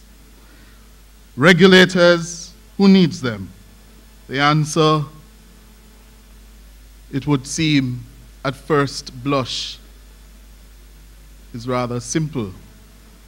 The consumers, the business operators, the country at large, we need the regulators to set a level playing field, a very open, transparent framework, so the rules are simple, clear, easily understood, and applied fairly and timely. But do we get that in many instances? No. I'm going to leave those issues to the as chairman of the Broadcasting Commission. He's also chairman of the Telecommunications Policy and Management Chair at the Monash School of Business. And then we have the executive director of the National Association of State Utility Consumer Advocates in the US. He's Charles Accord. And I think I just got it right. Yeah, I've been grappling with it. Oh, I did. Good. So Charles will give us the US perspective in terms of consumer advocacy and how that plays within the regulatory framework. We're going to begin with Mr. Siaga. Over to you, Mr. Siaga. Good evening, ladies and gentlemen. The theme of this discussion is, as you have heard, who needs regulation? Of course, this is not in the broadest sense, but in the sense within this is a term of reference.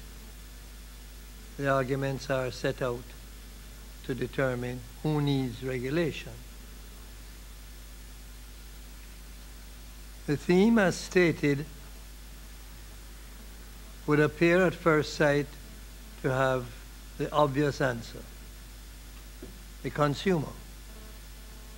But perhaps more is expected, given the very distinguished panel assembled. If this is so, permit me to frame the issue somewhat differently. One thing is certain: we're talking about managing the concentration of economic power with the capacity to distort the market away from competitive, price-sensitive behavior. Early in the latter half of the last century, it was thought sufficient to nationalize such enterprises in order to remove economic and political power from private hands. It became clear, however, that state monopoly had its own nefarious underside. The desire of conservative politicians, beginning in the early 1980s, to rein in the size of government and to emphasize the blessings of competition through regulatory guidance in the direction of market forces, has been a powerful influence across all economies, certainly in the West. In Jamaica, as in much of the English-speaking Caribbean, the crippling hand of state monopoly can be seen in the water sector, until recently in telecommunications, and in the electricity sectors.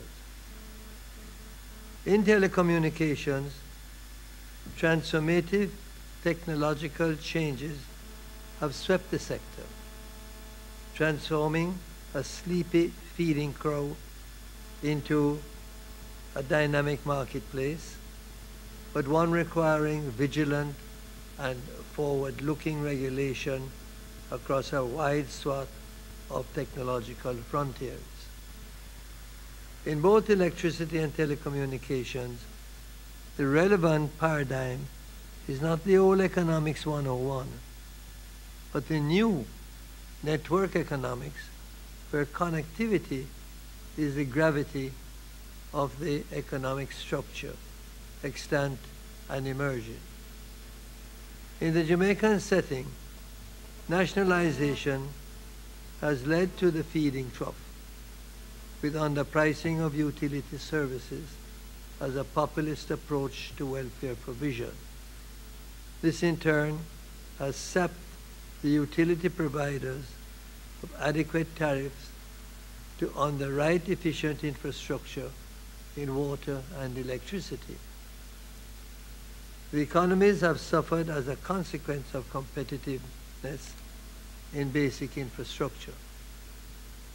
In the two case studies presented, the affected constituents are identified as the final consumer. Case study 1, the electricity sector.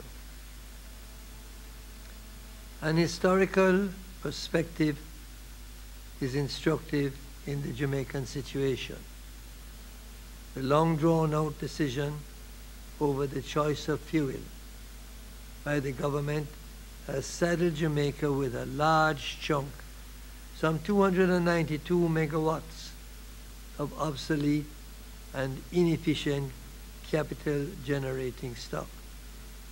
Additionally, the transmission and distribution system is fragile, non-robust, subject to high technical systems losses, assessed at 10% of generating capacity, and subject to frequent systems failures. These two sources of inefficiencies, together with the high cost of imported fuel and diesel fuel, have led to increasing levels of electricity theft, currently assessed at some 12 to 13% of generation capacity, up from some 5% in 1995. As such, electricity cost in Jamaica is some 23% above generation costs, a wedge factor which encourages more theft from across customer classes. The owners of the privatized system, the JPS, failed to inject new capital into the system during the years immediately following privatization, when the utility had complete control and autonomy over the expansion, replacement, refurbishment, and upgrading of planning decisions, leading the government at the end of the discretionary period to withdraw from the utility the right to expand by its own volition. The responsibility for managing the procurement process for incremental electricity generating capacity was placed on the OUR, with another responsibility for deciding and procuring the fuel needed reposing in the Ministry of Mining and Energy. The decision by government to utilize LNG as the fuel of choice for the OUR identified 480 megawatt expansion, 360 megawatt during 2014, to be followed by 120 megawatt during 2016. This necessitated a degree of coordination and information interchange between the two independently managed procurement processes and, importantly, careful and sufficient sequencing of the two processes, with due attention being given to potential slippages on both sides. Slippages and perceived slippages on the LNG procurement side held the procurement process for generating assets hostage, with major implications for the effective size of the RFP bidding market. The need for comprehensive regulatory oversight is underscored. The government is trying to cut the costs flowing from the flawed LNG procurement process.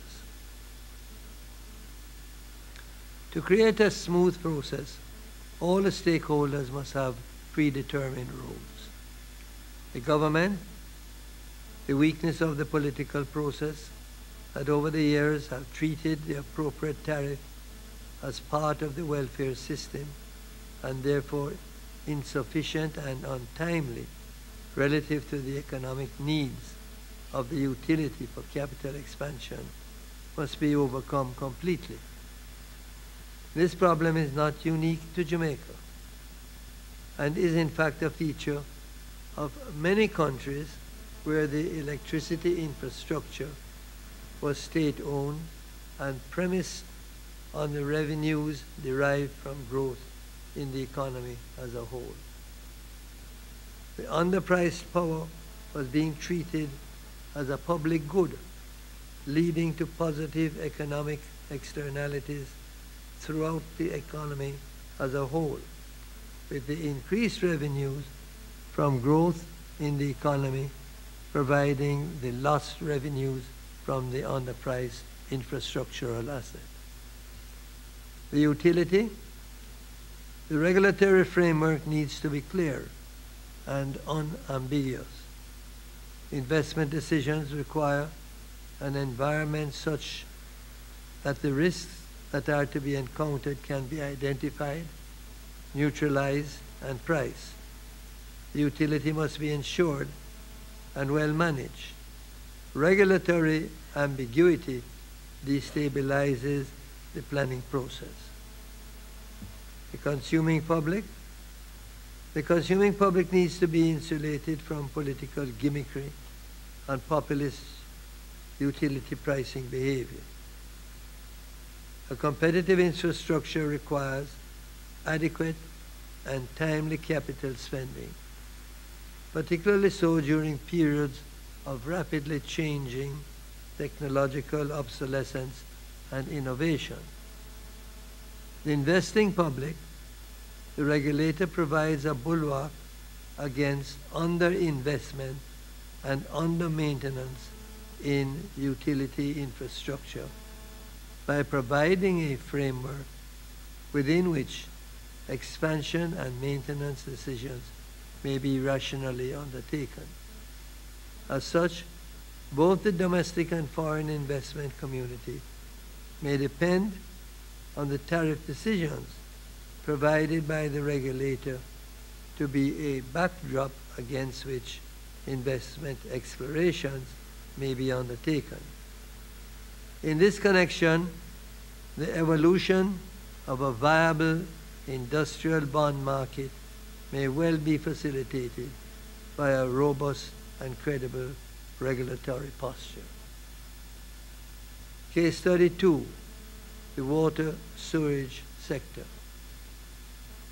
The National Water Commission supplies some 190 million gallons of potable water each day, produces more than 90% of Jamaica's total potable water supply, operates a network of more than 160 wells, over 116 river sources via water treatment plants, and 147 springs. Various parish councils and a small number of private water companies supply the rest of the potable water. The NWC operates more than 1,000 water supply and over 100 sewerage facilities island-wide. These varies from large raw water storage reservoirs at Hermitage and Mona in St. Andrew and the Great River Treatment Plant in St. James, to medium-sized and small diesel-driven pumping installations serving rural towns and villages across Jamaica. The NWC facilities include over 4,000 kilometers of pipelines and more than 500 kilometers of sewer main across the island. Much of the infrastructure is severely aged and leaking while depending on expensive electricity supplied by the JPS. It is estimated that some 65% of potential revenues are lost, resulting in a state of increasing fiscal deficit over a protracted period of time. Attempts made to locate the relevant data or leakages are proving difficult. To overcome this, the OUR came up with a brilliant construct. To levy a capital, K-factor it is known as, charge on water bills to be collected as incremental revenues by NWC. Such inflows to be placed in a K-factor fund to be used for capital projects or the support of financing where such projects are funded by a third party. Given the difficulties Jamaica has experienced in obtaining international financing for infrastructure projects and the need for fiscal rectitude under IMF surveillance, the NWC has come to rely heavily on the K-factor flows to fund projects in the water sewerage sector, undertaken with a view to control water loss and improve revenues from water consumption. As of December 31st, 2011, 71 projects had been approved by the OUR for funding under the K-factor program at an estimated cost of 14 billion Jamaican dollars. Of these 71 projects, 17 have been completed at a cost of 361 million Jamaican dollars. The freedom of the OUR to impose tariffs consistent with revenue needs of a viable utility underwriting its infrastructure responsibility, provided the government with the wherewithal to pursue the capital expansion plans despite the fiscal strictures of recent years. The freedom to set up a segregated K-factor project provided the utility and the government freedom to a facility that would have been impossible to duplicate under the usual public sector financing arrangements. The utility, the NWC, which for all intents and purposes is illiquid or bankrupt, was able to directly fund a slate of projects and buy time for more normal project funding through donor support and underwrite the donor project costs utilizing the K-factor flows as pledged financing flows. As a consequence, the consuming public has received wide benefits from the K-factor project, which thousands did not enjoy before. The existence of the K-factor fund has made it possible for the NWC to successfully negotiate project funding with a number of donors and international financiers, utilizing the K-factor fund as a dedicated payment instrument for meeting repayment obligations under the contracts. This attraction of donor funding at favorable interest rates is a very positive feature of the K-factor program. I believe there is enough descriptive material in this presentation to answer the question asked, who needs regulation? It answers itself. We do. We especially commend this regulator, the OUR, for guiding stunned utilities to a successful path of funding which increases their capacity to help many, many thousands of consumers who are deprived of utility services. I thank you.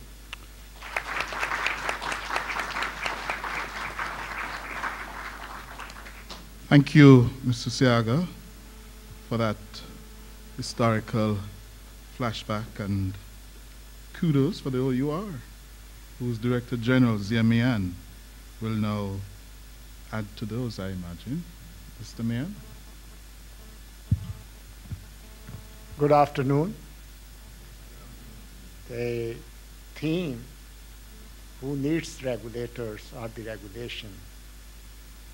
Since morning until now, I think all the sessions and the presenters converge that everyone needs them. And Mr. Siaga, just in his presentation, has also alluded that we all need the regulators. And before I address specific beneficiaries of the regulation, what I would like to say is that the main function of a regulator is, or the main effort the regulator makes is trying to align the public interest with private behavior, which means public interest are the consumers and the private behavior is the investors who provide utility services. And around them are the government, the business community, and all those which one way or the other interact. So they are all stakeholders which are involved with the role what the regulator plays. So the regulator serves national interest and its activities support national development. And how does that happen is that the regulator makes clear the rules of the game, brings the transparency in the marketplace so that the investors, are they, whether they are foreign or the local, know what will be the consequences of their investments. Will they be able to sustain their investments? Will they be able to earn adequate rate of return? Will their assets be appropriated or nationalized or not nationalized? These are specific rules which the regulator puts forward. And once the regulator puts forward those rules, they know what will happen and how it will happen. There are a number of examples. I will just very briefly allude to them after I have just addressed the number of the people or the various beneficiaries of the regulation. I have defined them. The regulatory agencies are also important part of the structure required for good governance, which is necessary condition for economic growth and sustainable development.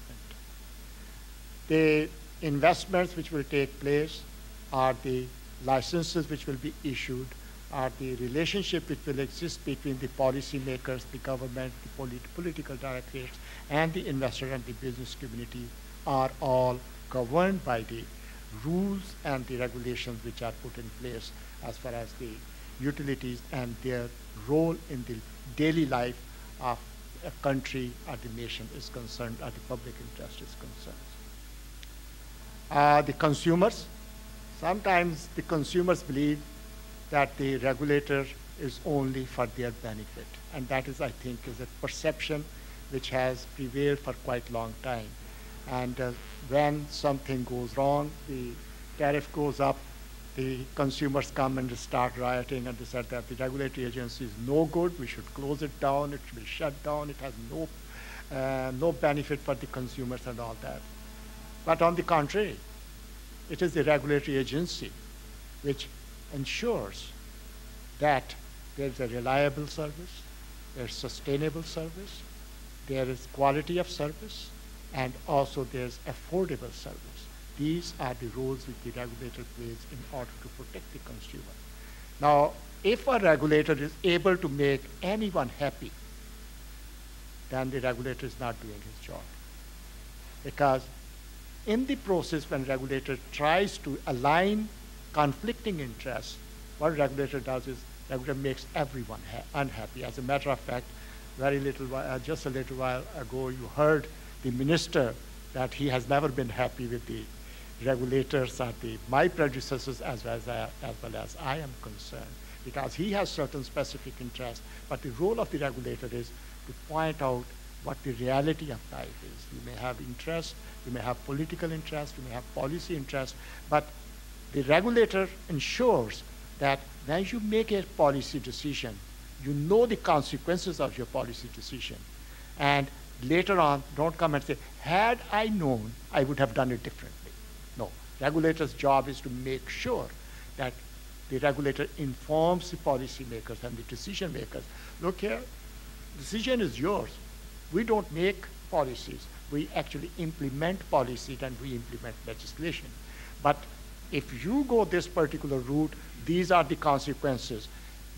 And once you know the consequences, we want to make sure that your decision is based on informed basis and not knowing. And after that, you must face the electorate which has elected you, because they vote for you, they don't vote for the regulators.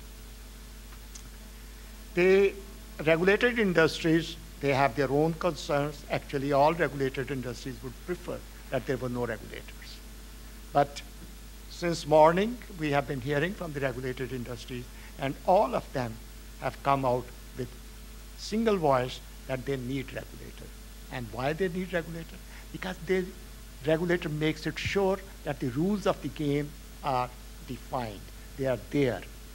They can predict what will happen, which is the predictability. So if the investment is made and they have to make an investment and they go to a financier, the financier must ask them, show us how you are going to be able to generate adequate funds in order to service the loan you are taking from us. What are the rules? What is the regulation? What the regulator allows you or what regulator does not allow you? Will these rules change overnight?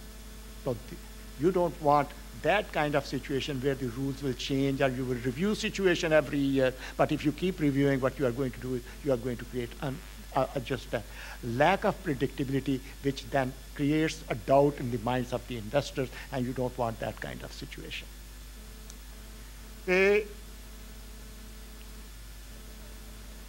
So looking at these, so all these are the beneficiaries, which are the industries, which are the consumers, which are the political directors, which are the investors. All these people require regulation so that they can know what is happening. Now, in the case of Jamaica, there are some specific examples, and Honorable Edward Siaga has just mentioned one, which was the K factor. K factor was created, we have 65 to 70% losses in the water sector. For every 100 gallon which is pumped, only 30 to 35 gallons is sold. 65 to 70 gallons are lost. How they are lost, we don't know. But water sector is the largest user of electricity, which is expensive. So the water is pumped, and then 70% of that water is lost. So the regulator decided that if the water utility is able to reduce those particular losses by fixing the old and deteriorated and dilapidated infrastructure, which are the pipelines which are leaking, then even if they reduce their loss, if they reduce their losses 20, 25%, that is revenue coming in. And that will mean, one, they can service their loans. Secondly, and this is what you call is the highest rate of return on any investment which can take place by reducing losses. That means that their revenue goes up, you can start reducing the cost of water which is served or which is supplied to the consumer. And that is how the consumer is getting paid back. And that money is not National Water Commission money, it is not government money, it is not OUR's money, it is consumers' money. And it is consumer are financing that particular investment program, and we are hoping that we will be able to achieve results and will reduce the losses. We also looked at the power sector. In the power sector right now, the losses are about 24%. And Mr. Siaga mentioned that 10% are the technical losses and 14% are the non-technical losses, which are mostly theft. As a matter of fact, 2 days ago, I went on a tour of the Kingston with the JPS staff to see what kind of damages occurred. And what we were running into in the affluent areas, we were running into illegal connections, which were very neatly buried under the rocks and all that, so nobody can detect them. Now, those losses are there, and the losses are not only in the poor communities, they are also in the communities which can afford to pay for that particular electricity. So the regulator decided the regulator is going to set up a fund, which is for the efficiency and energy efficiency improvement fund, which is in place in order to assist the utility to reduce their losses, so that once the losses are reduced, it impacts the tariffs and it impacts brings the cost of electricity down. The second thing which we did and the regulator did was the introduction of electricity disaster fund. Now, the utility has had problem in terms of being able to get the insurance. Now, and the cost of insurance is extremely high because Jamaica is a hurricane-prone zone. So the regulator, sitting down with the utility, decided that it may be better that if there's a self-insurance, and for self-insurance, a fund was created, and that is called the Electricity Disaster Fund. And through that fund, we finance any disaster which occurs, except for the last 6 hurricanes, 1 hurricane was actually financed through a direct introduction of the component on the tariff, but that was I-1. After that, all 5 hurricanes were financed. Whatever damage occurred were financed out of this particular fund. And right now we have about $21 million US in that particular fund any losses which occur because of the Sandy will be financed out of that, rather than consumers being asked to dish out money and pay money for the. So regulators' job is not a simple job, it's a complex job. Regulators uses very complex and a mix, quite a mix of skills in order to do all these studies.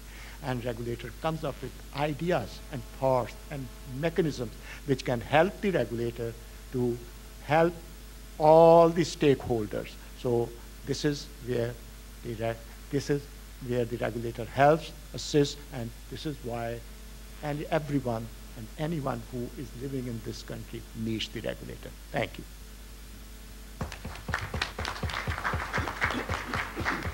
Thank you very much, Mr. Director General. Time now for the broadcast regulator, Chairman of the Broadcasting Commission, Professor Hopton Dunn. Yes, thank you very much, Cliff, and howdy everybody.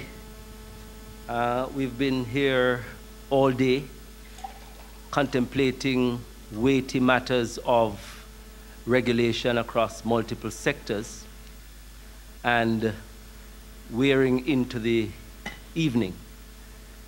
And so I want to put for a start a somewhat unusual proposition that may be one of the occasional roles of the regulator is to once in a while put a smile on the face of both the regulated sector and the popular persons benefiting from regulation. So with the assistance of my colleagues, I want you to turn your attention to the screen. For some of us, this is not an unfamiliar image. Do we have sound?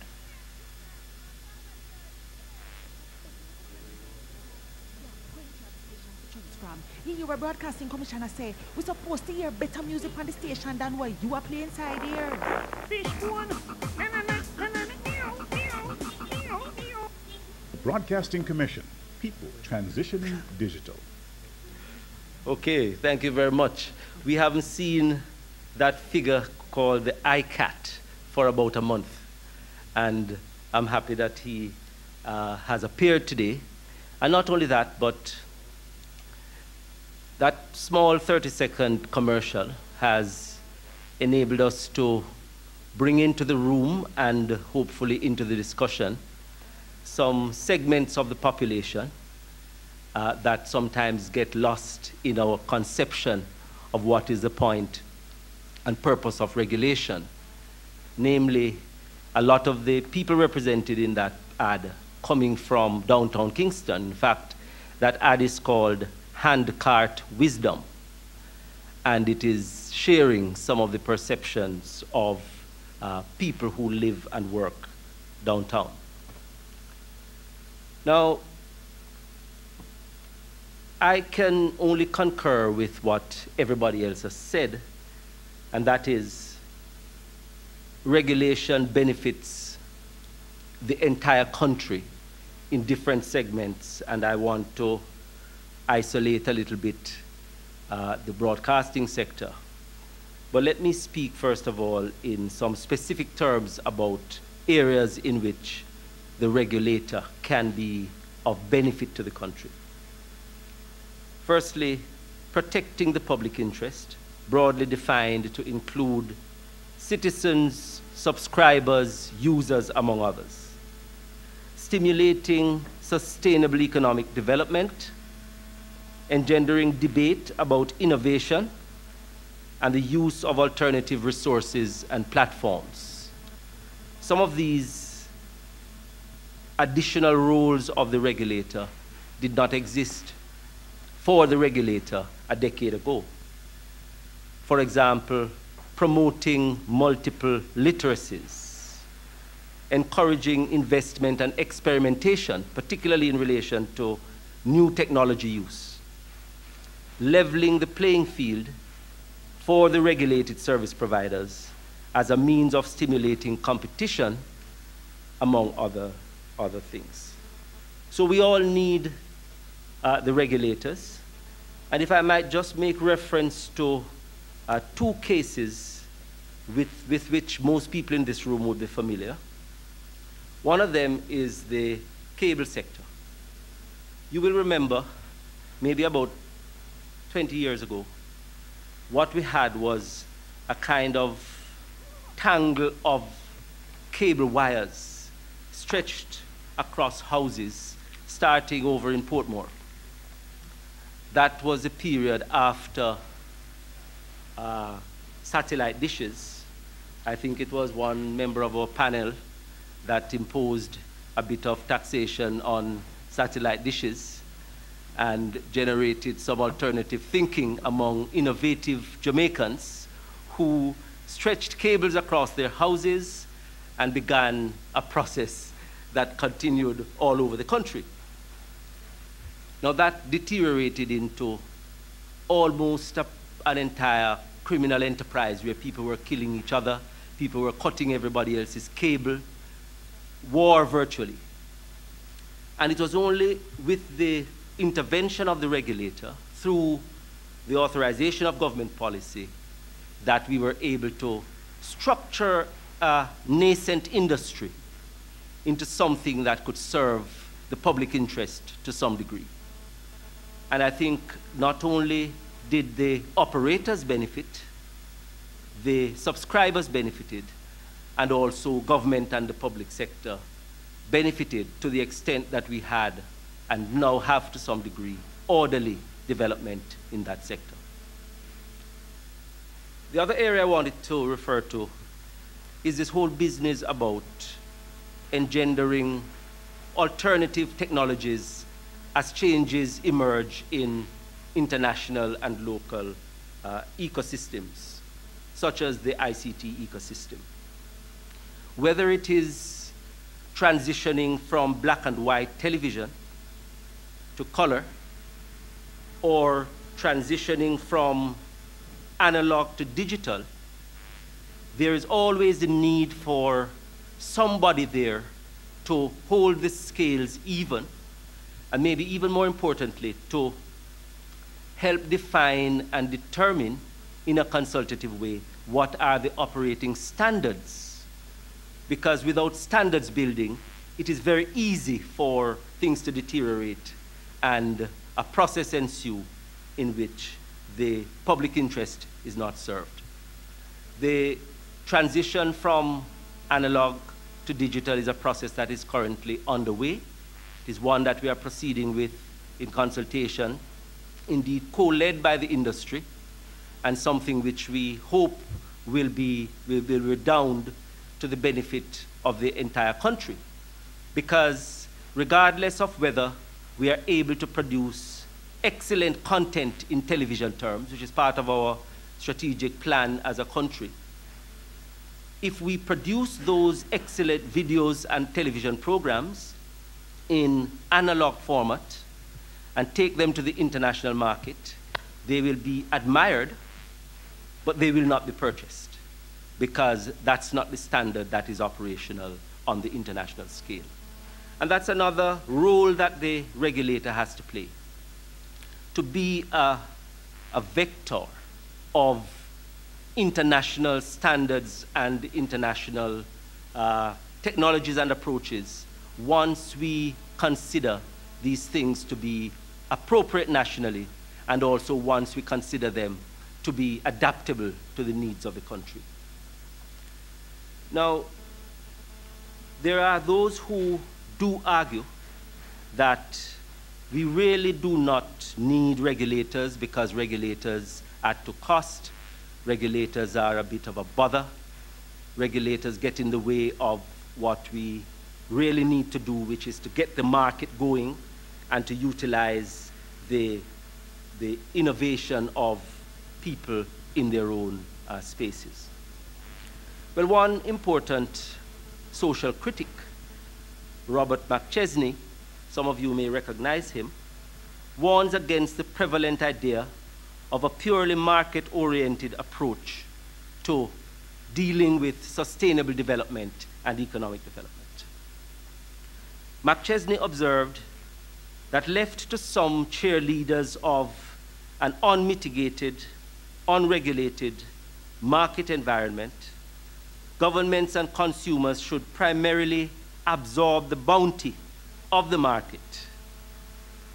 It is sometimes thought, he says, that really and truly, what we should do is that people need to sit back, shut up, and shop, and let markets and technologies work their magical wonders.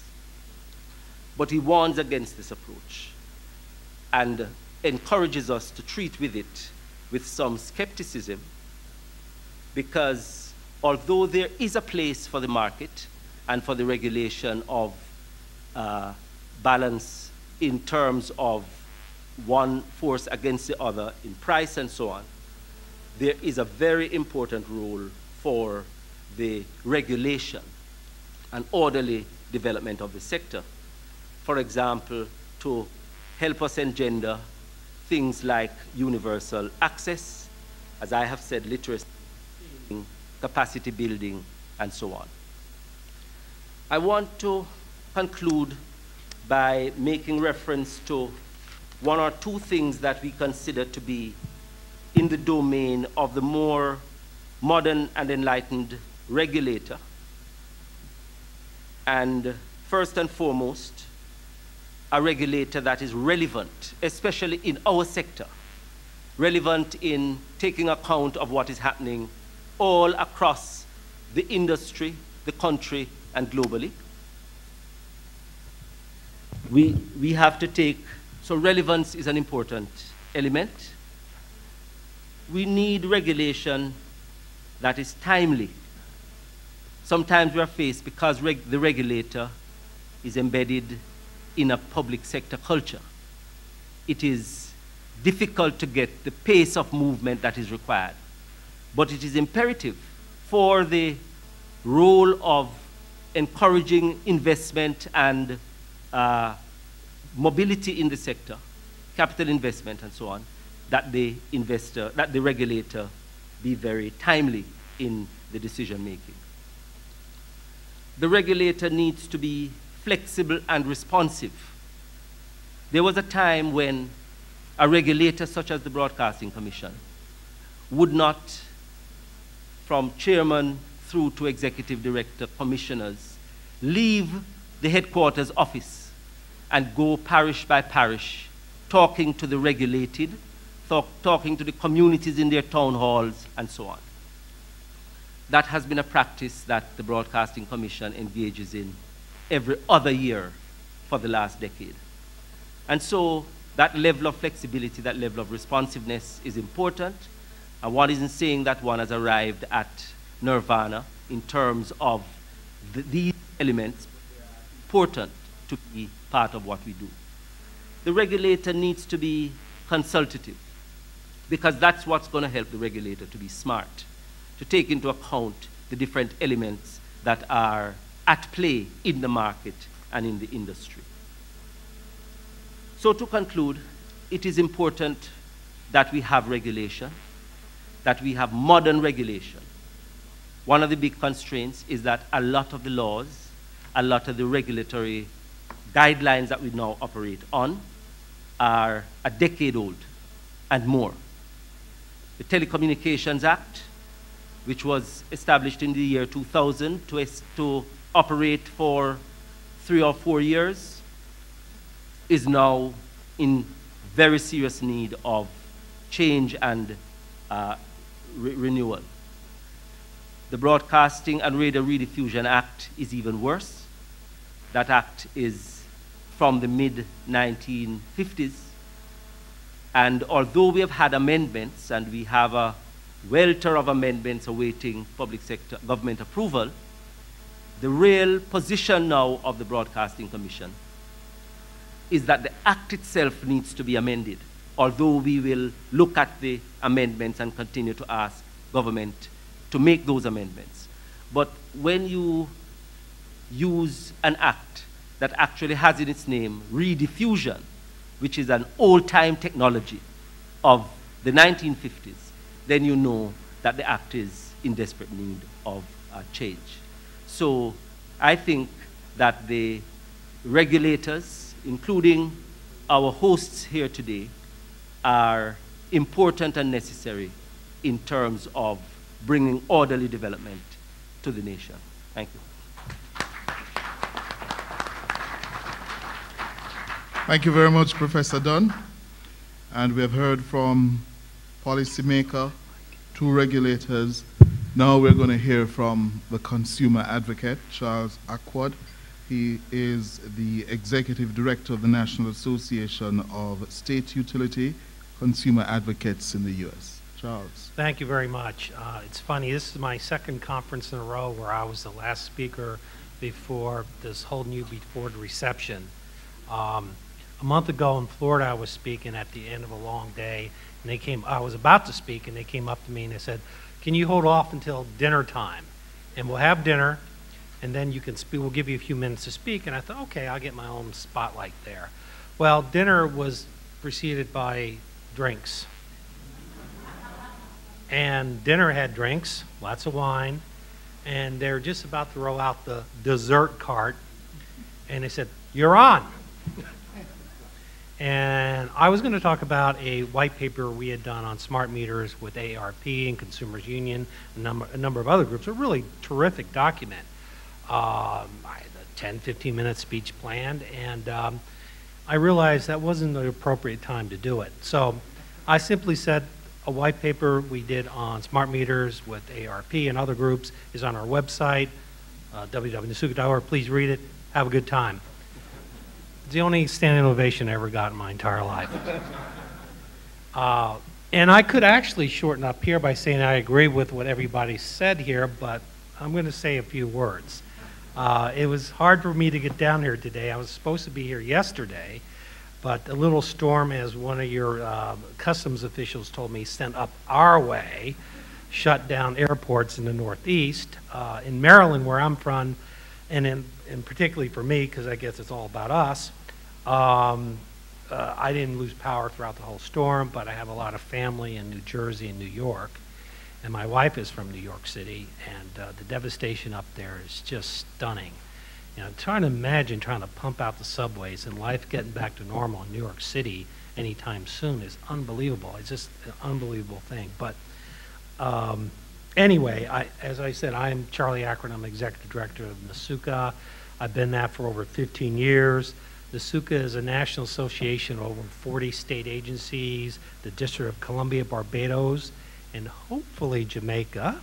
And they are designated by the laws of their respective jurisdictions to represent mostly small residential and commercial customers before public utility commissions, the courts, and federal agencies. My members not only do electric work, they do telephone work, much like NARUC, water, and gas. Most of the state consumer advocate agencies were formed during the 1970s when prices in the electric market really started to skyrocket.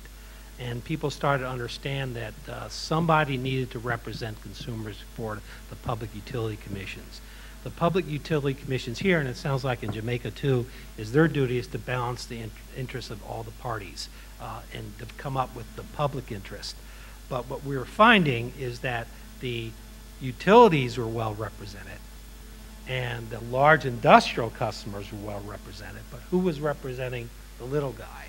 And that's when the consumer advocate agencies came along. A lot of my members are independent agencies. Some of them are just divisions of attorney general's offices. Some of them are hybrids. Some are funded by taxes, and others are funded by utility assessments. But all are independent, and that was mentioned earlier, independent of the commissions they practiced before. They have the right to appeal decisions, and sometimes can be a pain, but I think a necessary pain. And we're not talking about huge agencies here. My smallest member has 7 employees and a $300,000 budget, and my largest is California, with, as you can imagine, a much larger budget, 300 employees and maybe a $30 million budget. But the fact is that they all have a very important role in developing utility policy. It's an interesting story. Several years ago, I had a delegation from the new forming state of Georgia when the Soviet Union broke up. And they were interested in creating a new utility system, a regulatory system for their state, and they were interested in maybe having a consumer advocate office. And these are very stern-looking Russians and very serious people. And they were obviously skeptical about bureaucracy. That's what they broke away from.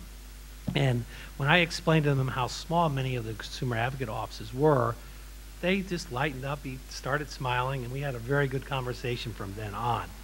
So it's not to say that size really doesn't matter when it comes to consumer advocacy. Of course it does. My members do have limited budgets, and they do have to they have to choose their fights, pick and choose their fights, and sometimes can be overwhelmed by the paper generated by opposing parties in the proceedings. But the thing we found out over the years is that being in the room is important. They have to answer somebody there to not get away with some crazy ideas or some crazy cost increases. Having a consumer advocate in the room is very important. And I believe that utilities do want us in the room because ultimately they understand, or the smart utilities understand, that the end product is always better when you have an inclusive process. They may not get everything they want during that process with the utilities, with the consumer advocates there and the commissioners. But it's sort of a good housekeeping seal of approval that they get if everybody is part of the process. But that sort of begs the question is what happens, and it's the topic of this panel, is regulators, who really needs them. At first, I think this seems like a silly question. It seems like some law students sit around talking about after a couple of beers. And of course, as the answer we all said, the resounding question is yes, but you know, guess what? We had an experiment in deregulation of utilities in the United States starting about 20 years ago. That started with the passage of the Energy Policy Act of 1992. I was involved with that because at the time I was representing municipal utilities. Most municipal utilities don't generate their own power, so they had to purchase power on the open market. Because there was no mandated wheeling, as was mentioned before, and how important that was, the local private utility was the provider of power to the municipal utility at rates that were probably higher than they should have been. So the most important provision in the 92 Act would mandate wheeling, and that created a fairly good wholesale market and allowed at least my members at the time to shop around a little bit and reduce costs. Well, what happened was, and we didn't expect this to happen so quickly, that the wholesale competition opened up the floodgates for retail competition. Some independent power marketers, and we all remember our friends at Enron, made the arguments to state regulators that if wholesale competition is so good, then retail competition is going to be really better. So you had a number of states who were looking at retail competition and actually adopted more competitive ways of providing electricity. You look on a map of the United States, the high-cost states in California, in the Midwest, and in the East were the first to go. The Californias, the Pennsylvanias, the Ohios, and they all went forward with this. And everybody was thinking that this was going to roll across the country. Often things start in California and roll east. And in fact, we had some discussions as consumer advocates, and I'm sure the utility regulators had these discussions also. What are we going to do when we don't have to regulate anybody anymore? I mean, that's, you know, that's our job. What are we going to do?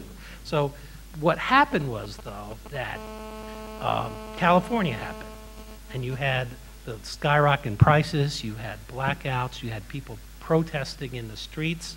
It was the oddest thing to be in California at that time and see people up in arms, thousands of people protesting in the streets about power rates.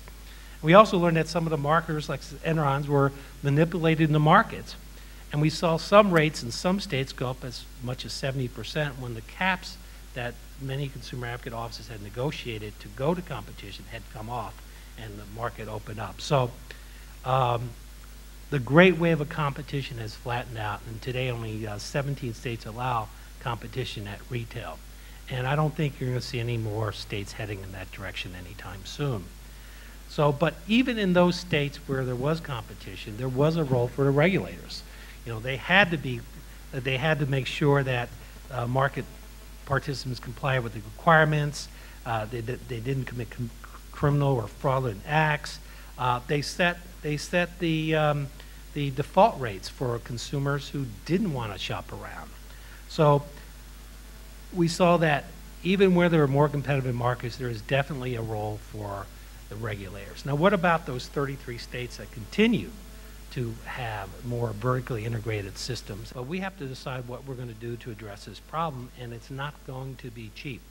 So the regulators and the consumer advocates need to work together to make sure that the impact on consumers, the impact on rates is as minimal as possible, yet still do the responsible thing and make sure we address global climate change. I think we're seeing some of that. Other issues, big issues, I mentioned smart meters, or actually modernization of the grid.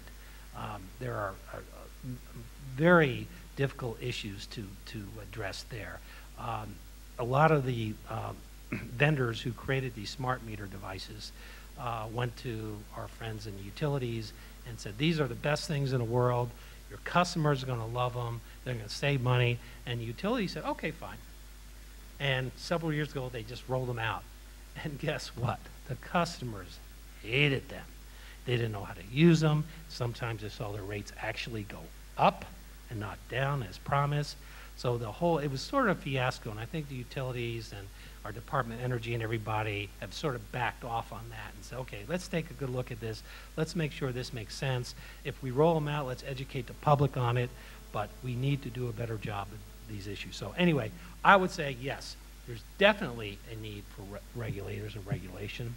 I think it's more so than ever before. And even in our states that have deregulated, and that's a pretty broad term, there is a need for regulators and regulation. So I appreciate, thank you for inviting me to be here, and I look forward to any questions you may have. Thank you very much, Charles. Now it's your time to query, inquire, ask any questions, ask for clarification. Please just go to the microphone. Yes, sir? Thank you, Chairman. Well, it's not necessarily a query. One thing I didn't hear as one of the reasons who needs regulators, some people say the politicians are happy that they're regulators because they can then say, it is not our fault, it's theirs. So that there is somebody else to throw the blame on, as opposed to saying, well, people blaming the politicians. So I don't think I heard anybody say that. But, more than that, I wanted to say that, Mr. Seaga alluded to it in another way, though. Oh. He said that you needed the regulators so you can avoid the political gimmickry and playing politics with the pricing. Well, that's a different thing. It's slightly different. But I wanted to say also that, we have this saying in Trinidad, which a lot of people agree with, I don't agree with, that God is the Trini, right? And they use that to say because, a lot of things don't go up in price. So they say, okay, God is the Trini, But this is one case in which the OER in Jamaica did something, which I think, we can learn from, because the way our regulator is constructed, we have a board, and the board does not find itself in a position where it disagrees with the minister. And this is what I like about the OER, that the OER can actually do that and still survive for 15 years. Yeah. So I was giving a talk at the university about 2 weeks ago, and I was saying that when we think about, amending our legislation, perhaps one of the things that we should do is to accept the model of the OUR in that sense, so that we can have less problems with the politicians. Because, just to cite an example, in 2007, the board of the RIC, the regulator, initiated a review of water and sewage tariffs. That was in 2007. Nothing happened in 2007 because there was an election. Nothing happened in 2010 because there was an election. And nothing has happened still. So, think about it. Thank you. Anyone care to comment on that? No? Mr. Siak, No? Okay. Yes, sir. Yes, Mr. Hughes. I have three problems with the OUR. The first is that when you appeal to them for any help, the first thing they tell you is to deal with the provider first and then come to us. I think that is wrong. I recently had an occasion where a contractor ordered a wrong transformer, but he was trained in America and he was using the American style of distribution. The public service company refused to accept the transformer because it is Delta connected. For those who are not initiated, it is different from how the normal transformers are connected in Jamaica. And we tried to get the OUR to change that. No, couldn't have get to first base with them. I think that the OUR ought to have a committee of engineers, probably from the Bureau of Standards, the Government Electrical Inspector, Institution of Engineers, the Association of Consulting Engineers, and others, probably the university, to advise them on what is appropriate and what is not appropriate, because their refusal to accept the transformer that was purchased for the project has cost the client nearly $6 million extra. And I think that is wrong. We should have recourse to the OUR for a decision on that. The second thing, for those who listen to Nationwide quite a lot, you'll have heard how many people complain about calling the public service company in an emergency and not getting an answer from their 188 number. I think that is wrong. I think they should have, it should be mandatory to have crews or have an operator answering people's complaints when they have a problem. And the third thing that I would like to see is where the OUR insists on the public service company doing proper maintenance. This business of trees knocking down power lines is absolutely unacceptable. Maintenance is, the way leaves are provided, and no tree should possibly conflict with a power line.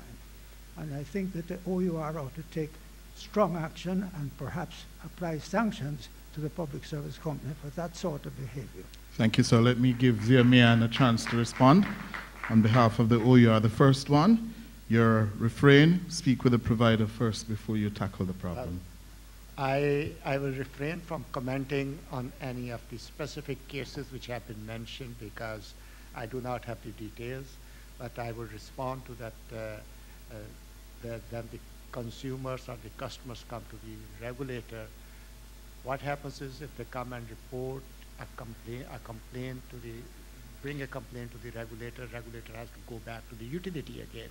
It actually adds extra time in responding to that. What we require is that go to the utility, talk to them, find out, and our role is to make sure that the utilities provide quality service in terms of they respond, they have specific time limits because there are KPIs which have been implemented, and the utilities, if they fail in appropriately addressing the issue, then that issue should be brought to the regulator. And that is the time when the regulator gets involved. But I will not specifically comment on any of the cases which the gentleman from the floor has brought up because I do not have details. Well, the second one I wouldn't expect you to comment on about the JPS failing to respond with a voice at its 1888 number, but certainly, especially given the circumstances which we are just coming through from the passage of Sandy, is it not time for regulator, consumer, ordinary citizen to deal with this issue of preventative maintenance? Because why is it we live in an earthquake-prone zone, a hurricane-prone zone? We know the hurricanes are coming more frequently now. Why is it that the OUR is not helping us to say to JPS, it's part of delivering to your customer that you now have to prune your trees in tandem with Solid Waste Management Authority, so and spare the country the last time, yeah, to get the power back up? I think it's a legitimate issue. Let me address the issue of maintenance. Yes. There are rules for maintenance as far as the utilities are concerned. Those are implemented. We require reports back from them. And as far as I am aware, and I am prepared to stand corrected if it is otherwise, that the utility is required to maintain all their transmission distribution lines. What we have done is that we just actually, last month, we have hired a consultant to go and review. We started that from the time when there was at the Independence time, there was an outage and we had a serious problem. So we have hired a consultant who will look at it, how these maintenance practices are, either are they being implemented or not. And I also want to emphasize that, and there are agreed maintenance practices. It's not that they don't exist, they do exist. But I would like to emphasize that if we find that there are breaches of those practices by the utility and they have not implemented or they have not complied with, at the end of the day, I can take them to the court. I cannot do anything more than that because I do not have the enforcement power. If the utilities do not comply, regulator can just can't say, well, I can just even just slap a little bit on your hand. But rules are there, regulations are there, the procedures are there, and we are reviewing we are having consultants to go and find out why if things have not been done according to the agreed procedures, why they have not been done. So therefore, I don't know your name, sir, but certainly what Mr. Mayon is saying, we now have to apply the pressure as consumers on the policymakers, yeah, the disaster managers, to say, listen, part of the regime for solid waste management throughout the year is to go around and to make sure that the trees are properly pruned and the high tension wires are freed, so when the hurricane hits, we don't lose 48 hours in responding. Okay? Huh? It's difficult to get the solid waste organization to even collect our garbage, much less go between the way leaves, between the houses, to go and see that how the trees are trimmed. That is a responsibility of the public service company. As an old JPS foreman myself, in my days, way leaves were cleared, and it's absolutely ridiculous to talk about a high tension line with trees conflicting with the line. That's ridiculous. Yes. They should be, the way leaves should be completely cleared of trees. I agree with you, Not sir. talk nonsense about the public service company. Well, we have to go step up the pressure. Yeah, Charles, how is it in the U.S. when there's a complaint? Do you go first to the provider or to the regulator? Well, of course, the provider gets the complaints first. Just this last Sandy storm, the local utilities that serve the Washington, D.C. area, Pepco and BG&E, had a horrendous record. Last storm that we had, a derecho hit the area in the summer, and lines were down for days and days and power was out. So this time around, and they got a lot of complaints and they got a lot of pressure from the public utility commissions. They get hauled before commissions and they get asked a lot of questions. They get questions about what their plans are, what's in place, how they're going to deal with it. This time around, they actually did a pretty good job. But that wasn't just because they decided to do a good job. They got a lot of pressure from the public and from the commissioners they have to deal with. Okay, thank you. Yes, sir. Next gentleman. First of all, panel, thank you very much. Mr. Hughes, just a quick question regarding the OUR itself as an entity. How is it kept accountable to whomever?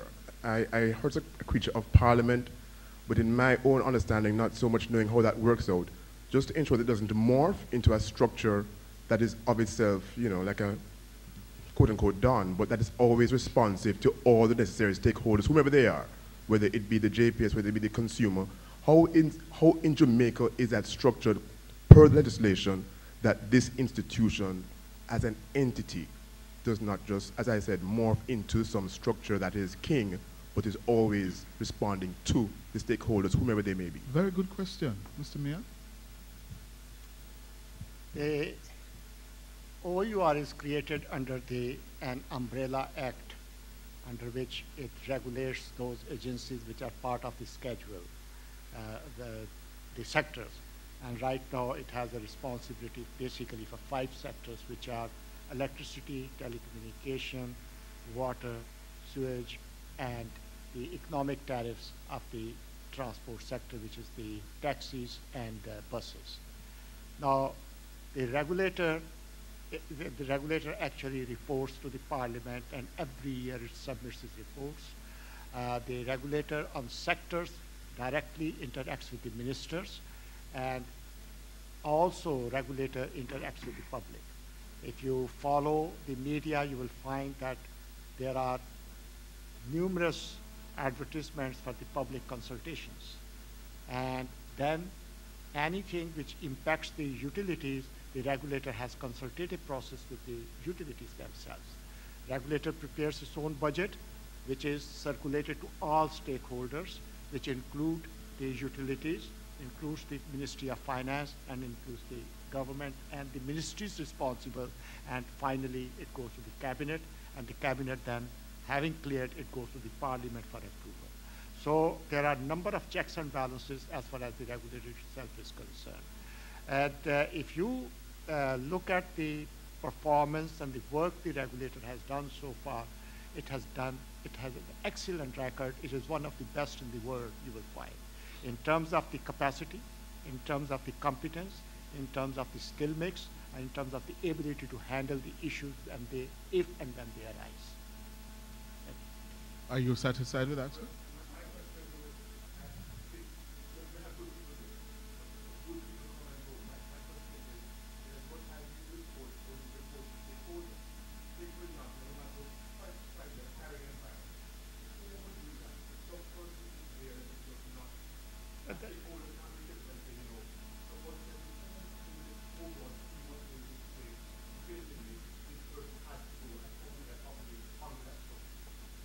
No, I don't But that's an understand. internal management issue.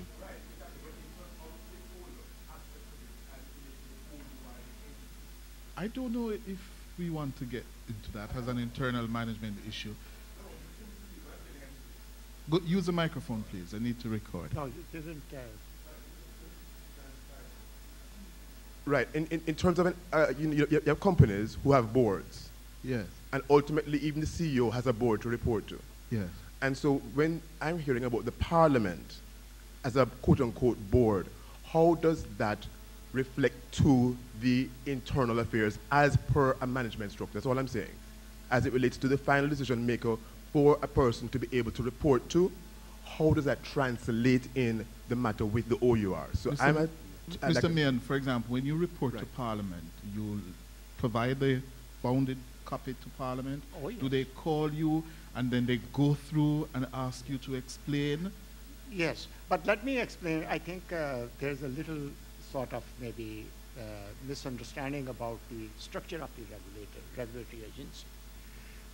This regulatory agency was created on a British model in which there are 2 layers.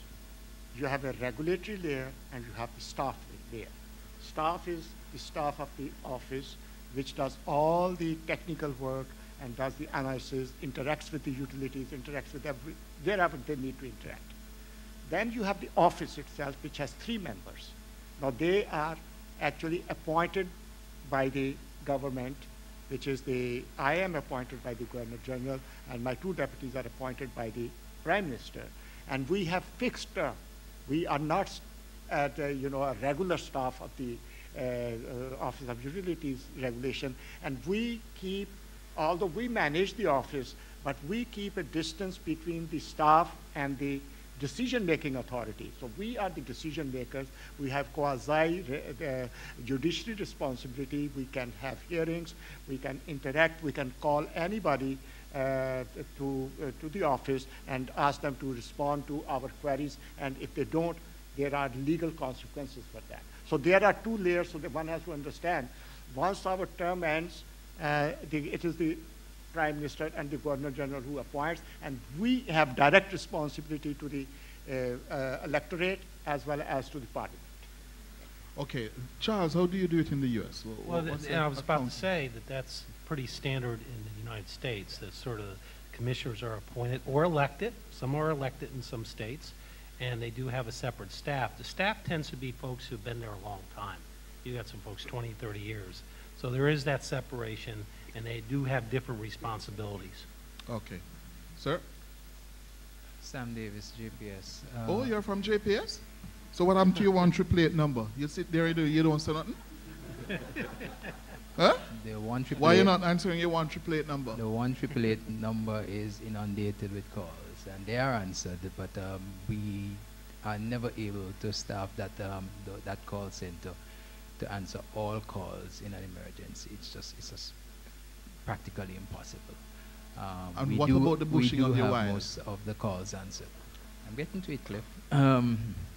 In fact, that's why I stood up, because we do struggle with vegetation.